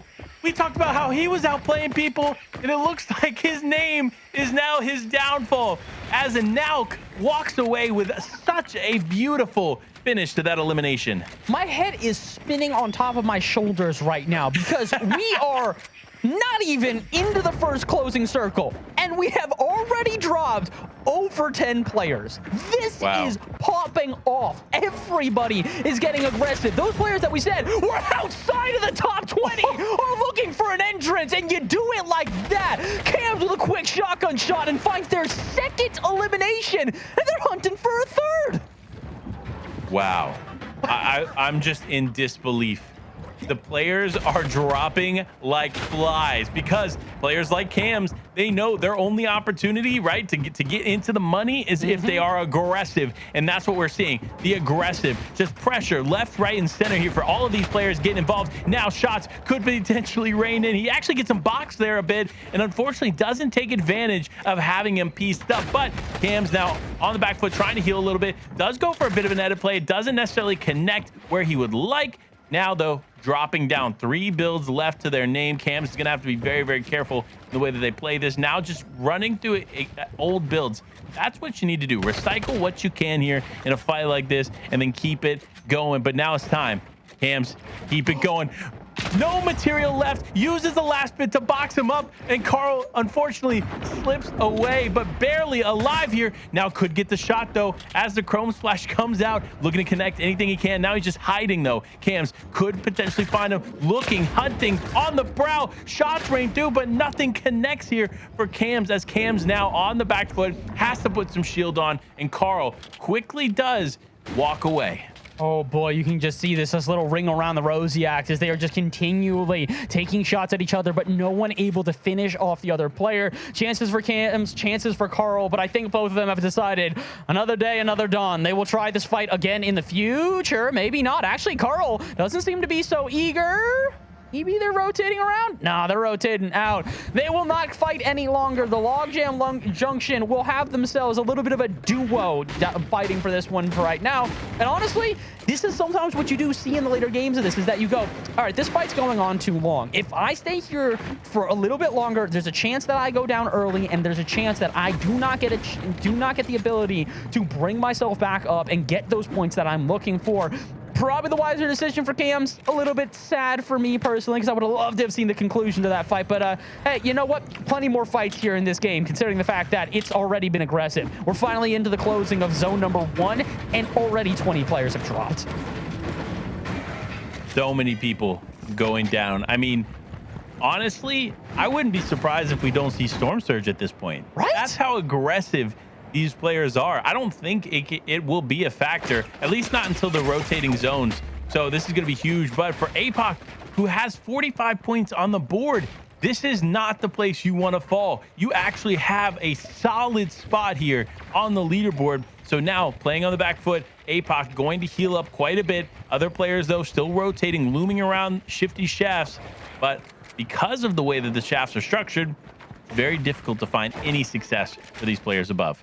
Yeah, they haven't really been able to find too much success thus far. But again, it's early on in the game 6. We don't necessarily want to bank on everything this early into the game. Rock Club, I'll be honest, any other game probably would be a little bit critical if you straight up just started camping in a house. This one, nope, I get it. Makes sense. Totally understand. 1000%. You're in Coney Crossroads. It's hotly contested. There are other players around you. So rather than expose yourself early, wait and hold on until the later parts of the game. And I saw they were holding on to some boogie bombs as well. I'm really hoping here in game number 6, we finally get to see those utilized correctly. Yeah, it's all about usage here for these boogie bombs. And honestly, they could actually make or break some big plays here in this final game. And that was the surprising thing for me. When the season started up and I saw that the boogie bombs were in all playlists, I was like, okay, this is going to be interesting in the PlayStation Cup. And unfortunately for us, we're seeing it fully play out here. Now, though, Flicker, actually, all the edits come through. My man is controlling the narrative as he walks away with that elimination after a bit of a spill from height. Oh, but they're not quite done yet. Looks like Energy has found them with a vulnerable player in Ficker, and they're not going to let them get too far away. Tons of builds on them, tons of resources, I was going to say, including the splash there that's going to be enough. But Shield Keg not going to probably be able to get them to escape this fight, despite the fact that they have thrown it down. Although, there was a player right on top of them. Have they decided to go for another fight? I'm seeing on the map that there's actually 2 other players, and maybe they've distracted each other. I think they have. Energy has found themselves up against Ties, and that's actually going to give a chance now for Ficker to potentially catch them off guard. This is how aggressive people are in game number 6 right now, is that you can chase after a player, immediately get third party, and then it's like, I don't know, it's like a puppy dog. All of a sudden, they see their tail and just start doing circles. And as a result, shotgun shot's going to leave them exposed. Energy trying to escape here. Can't quite. Ficker continuing to put on the pressure. Can they find the final shotgun shot? No, they drop to the low ground. And wait, did they just elim themselves? No, they do not. The fall damage not going to be enough to send them packing, but they get dang close. It is so close here for Energy on the back foot, and that's what happens, unfortunate, in these fights as Ficker finds the elimination. Energy, unfortunately, back in the lobby. But if you're Ficker, you're on the hunt, right? This momentum shift is going to be massive for them. They now have everything they need. A few eliminations on the board. They're feeling more comfortable, calm, cool, collected here in game number 6, and now it's just about getting a few more eliminations as this game continues on. But looking at Sunny, he is playing a little bit more passive than we've seen in the last few games. We always end up tuning into Sunny in fights, right? Finding him with an elimination or 2, and then unfortunately ends up going down to a mid-game fight. But this time around, he's playing a lot more patient. Does look like it's probably due to the lack of heals. However, for Sunny, I've never seen this player play on slow mode. It's been weird to see a lot of players play on slow mo. It's the players at the back half, I'd say 50 through 100, are starting to get aggressive because they want to try and catch up here. Good example is Fickrear. As they continue to get involved in all sorts of fights, they finally find themselves against Ties, but they can't finish them off again. This has been the issue. They keep on charging the boxes, keep on getting shots, but shotgun shots like that weren't landing before. They finally land now, and it's at the perfect moment. 4 eliminations, and we're not even cut down to half the lobby. You talk about a breakout performance, and it could be exactly this. 125 from the shotgun. They need 1 more on the clicks, and that'll be enough. Can they find it? Fickrear tries to drop down. And they find the follow-up shot. I'm just waiting, holding my breath in anticipation. Click's going to take a second to heal on up. Ficker are going to find a chance to heal on up. And this could be a more elongated fight. But if they find 5 elims before you can get into the top 60, we got another contender here to potentially find themselves into the top 10. Yeah, and that's what we want. Top 10. Let's see it. Could he potentially make this happen here, as he could take out Clicks here on the other side of the wall? But this fight is taking a long time. And you see where they are in zone. They are so far away. So they have to make something happen here, as now Surge has become a factor, surprisingly enough, because we were definitely not expecting this. And now it looks like Ficker now going to have to climb up here. Does end up going for the play. Does have the chrome splashes if needed. Does end up getting a lot of control here. Unfortunately, does slip out the back. Now the fight continues on though. Shots rain through. Who will be able to make something happen? And it's Clicks. Clicks actually takes out Ficker. That is a huge elimination. But now you gotta go. You gotta start moving. Grab a chrome splash, throw it down, and get to stepping. That's exactly what you gotta, and unfortunately for Ficker, as their last time they will play here in the PlayStation Cup, at least for this first event, it's gotta hurt. You get so many good eliminations early. You're looking like you might just have that turnaround game you've been waiting all night for, and you just can't quite get it done. A lot of players, though, kind of feeling the same sort of pressure here, including that player on the low ground there, a crew. They're going to try and fight them from above, but when you have players like Parka below you, you don't want to get too aggressive. Parka has had an up and down night, to put it simply, establishing themselves as a very solid player early on after a 13th place first finish, then 72nd, then 29th, and then 30th, and then 53rd. They slowly trickle down the leaderboard. But the good thing for them is they've already found themselves within the top 65, and that is big considering we are only in the second zone. It's kind of weird. We start off this game 20 eliminations in what feels like the blink of an eye, and then it just like snail's pace. Couple elims here or there, no one getting too aggressive. It felt like the aggressive players showed themselves early, and now it's time to the strategists, the people who are going to play for the long con, including Pikovsky and Alexi, two of our front runners on the night, right next to each other. Let's see if one of them finds an early exit. Yeah, that's the last thing they want, but holding on here, the patience coming through for Pixo. This is absolutely what you have to do. Honestly, at this point, the Chrome Splash might be the only play. It's either that or use a ton of material to move forward. And looking at this loadout, six Chug Splashes in 2 slots. That's 12 in total, and that is huge if you can make it into the end game. Now, obviously, it's going to boil down to how much you can actually keep those in the inventory, because this rotate and the way that he's positioned right now is going to be a tough one to do without taking a ton of damage. Racklow so far has not been able to dish out or take any damage, it seems. We talked about how they were playing passively before, and now it seems like they're still continuing to implement this. They're just on the outside of zone, though. They do have to make a little bit of a move here into tilted towers, and considering there's not just a player on top of them, but players rotating into them from behind, as well as players already camping in tilted towers. Racklow, I might have said that, you know, you got a good chance here in game number 6. I'm starting to think that chance is a little bit more, let's say, contested than I initially thought. Unfortunately, despite the fact that they are in a solid position here in game number 6, they still got to continue trucking on and find themselves even more points. I will say this, big change from the top 10 that is going to give a huge advantage to players like Racklow. Kev went down early. Our third place player as it stood before this game went down in 88th place with only a single elimination. So now that top 3 a lot more open than we initially anticipated. That is going to be crazy. These final moments, like, it's tough to call. And that's tough to see, too, because that's the last thing you want to find going into game number 6. But for Essie, Amor, De Ella, one of our most anticipated players here, played so consistently throughout the day, now find themselves right here, 50 points, and still alive. So this is still a great opportunity for them.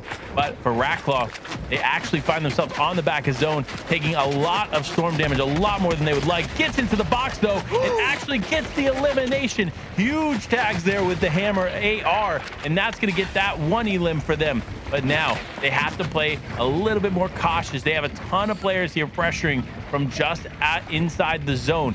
So now Racklow going to have to play on the back foot, does probably need to use the Chrome Splash. If you use the Chrome Splash right now, there it is.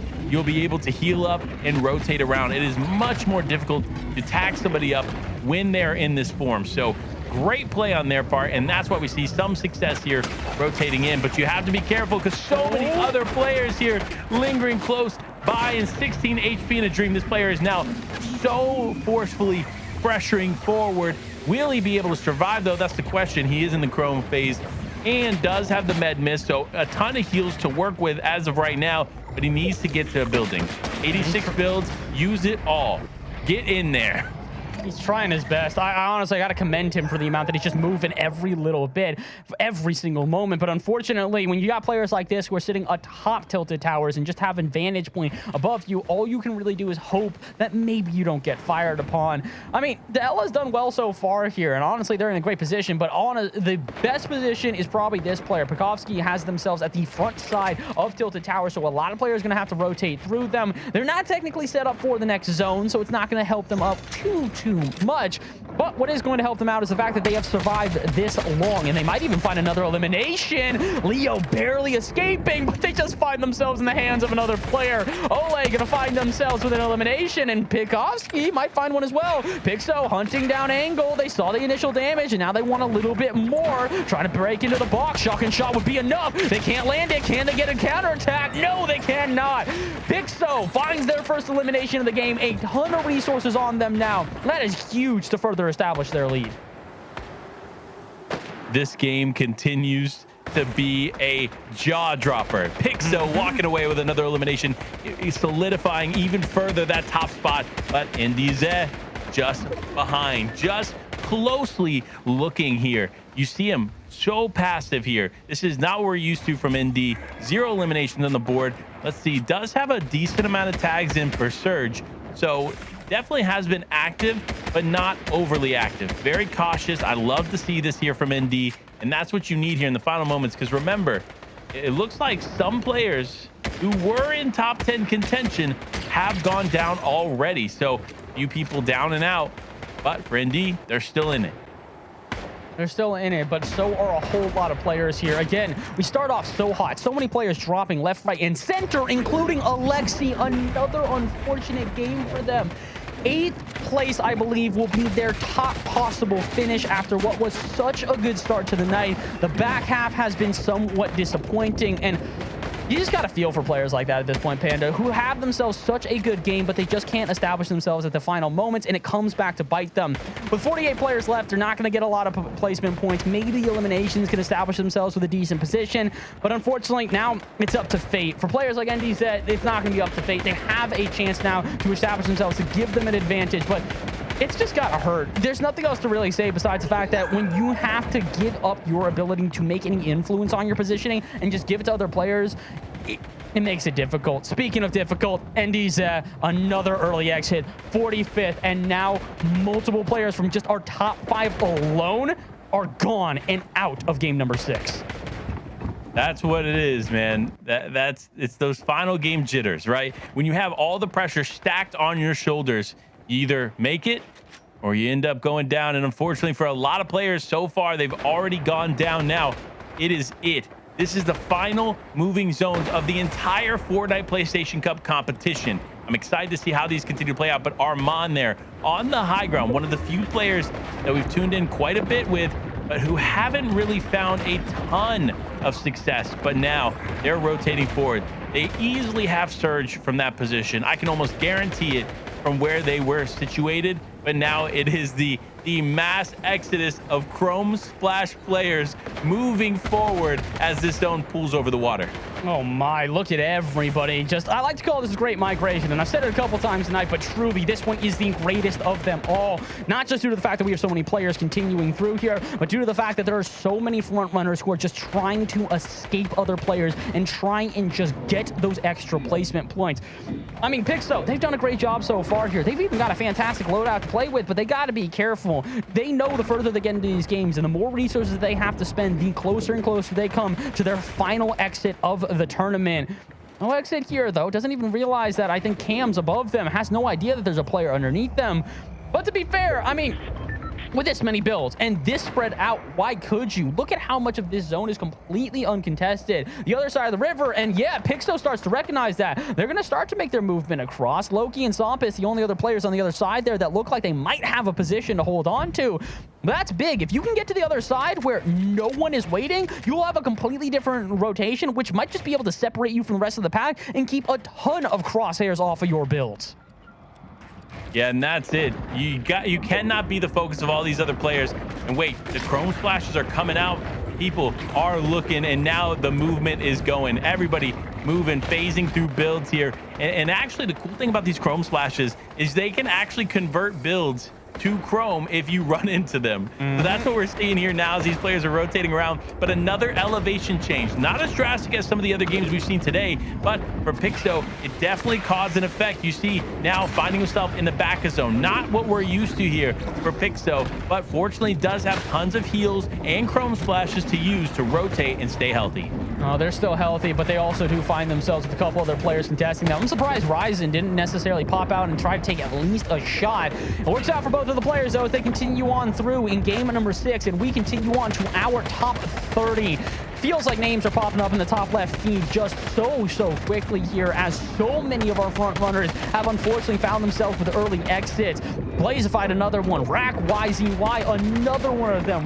YZY, I believe, was in 7th place overall, so to see them out of this game continues to open up so many spots for players to have those pop-off games in game number 6, establish themselves against the front runners. And I just have a feeling there's going to be a player we have not talked about at all here tonight who's going to find themselves within the top 10 and find a huge chunk of change to play with. No. It's not going to be Racklow. Shot from behind, sent home, and we get down to our top 20 with so many players dropping away. So many players dwindling down. Nerds is now out there in the elimination feed, but Pixo now ahead of zone. This is where we're used to seeing him. He knows how to play this area so well. Now he's going to look back, try to get any kind of tags or eliminations onto the players seemingly behind him as he maintains that lead into zone. But no, as of right now, Voslo is close by. He cannot afford to get caught out by him, but Nalk on the high ground. We've seen Nalk up here a few times. However, he hasn't found a lot of success from the high ground typically that we see with other players, but this time could be different. He's looking to change that narrative. He says, you know what, Panda, this is my time to shine here on the high ground.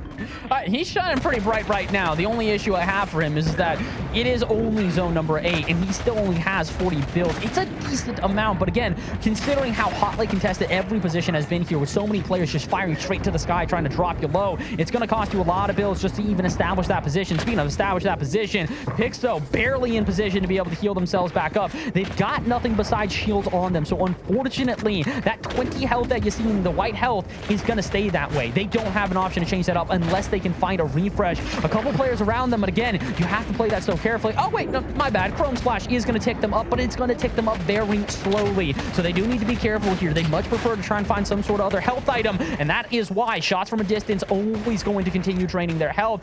In comparison though, now like I said, they have had to use a ton of their builds. They are down to half of what they were at before when we last checked in, now down to 15. Now you might have overplayed your hand, my friend. You've still got a whole nother zone to go, and you have to hold on to this high ground for as long as physically possible. It's definitely going to be tough, but 4 eliminations is no easy feat here from high ground. So a great game thus far, but now Pixo, who switched back over, only 55 effective health on here with that combination of shield. So that is a tough spot to be in. However, 105 points is still major, but it doesn't matter. He's not done yet as he takes out Act. Oh my word, one and done. We're asking for more health and they will find it, not due to any items, but just due to the siphon itself. My goodness, what a shot. And what a top 5 we now have. Let's make it a top 4. Rise on, sent home. Now still on the high ground here, but you can see their control is slowly dwindling. No builds left in the tank, and they just got to they have to try and hold on to the best of their abilities. Speaking of hold on here, Pixo has done anything but hold on. They have just absolutely controlled what they're playing. Now officially gives up the high ground as just Loki sends them home. Pixo might have this in the bag though, Panda. 5 eliminations, a top 3 appearance. You talk about a cherry on top of the night. This is a boatload of cherries at this point. 100%, but he's not done yet. Now diving up, ends up going for hype, but ends up going down. Loki takes the victory royale. 5 eliminations, but I think we all know who's actually coming out on top of the day. I believe it'll be none other than Pixo. But listen, Bass, man, we got to talk about it. These have been 6 games of nonstop competitive action, and some of the first that we've seen here in season 4. It's incredible, and honestly, it lived up to all the expectations. The Chrome Splash finally came into play once we got into that game number 6. You could see so many players utilizing that in completely different ways. Honestly, I think the most impressive part is that people are starting to use them as primarily health items. They were using it as a way to be able to rotate quickly while gaining health, and that made it such a different game. Speaking of different games here, I don't know where they finished on the leaderboard, but I think I was able to find our victory royale winner of that game. Loki, remember how I said that there was going to be a pop-off player that comes out of nowhere? Loki was in 56th going into game number 6. That's going to change up, I have a feeling, as we check in on the leaderboard.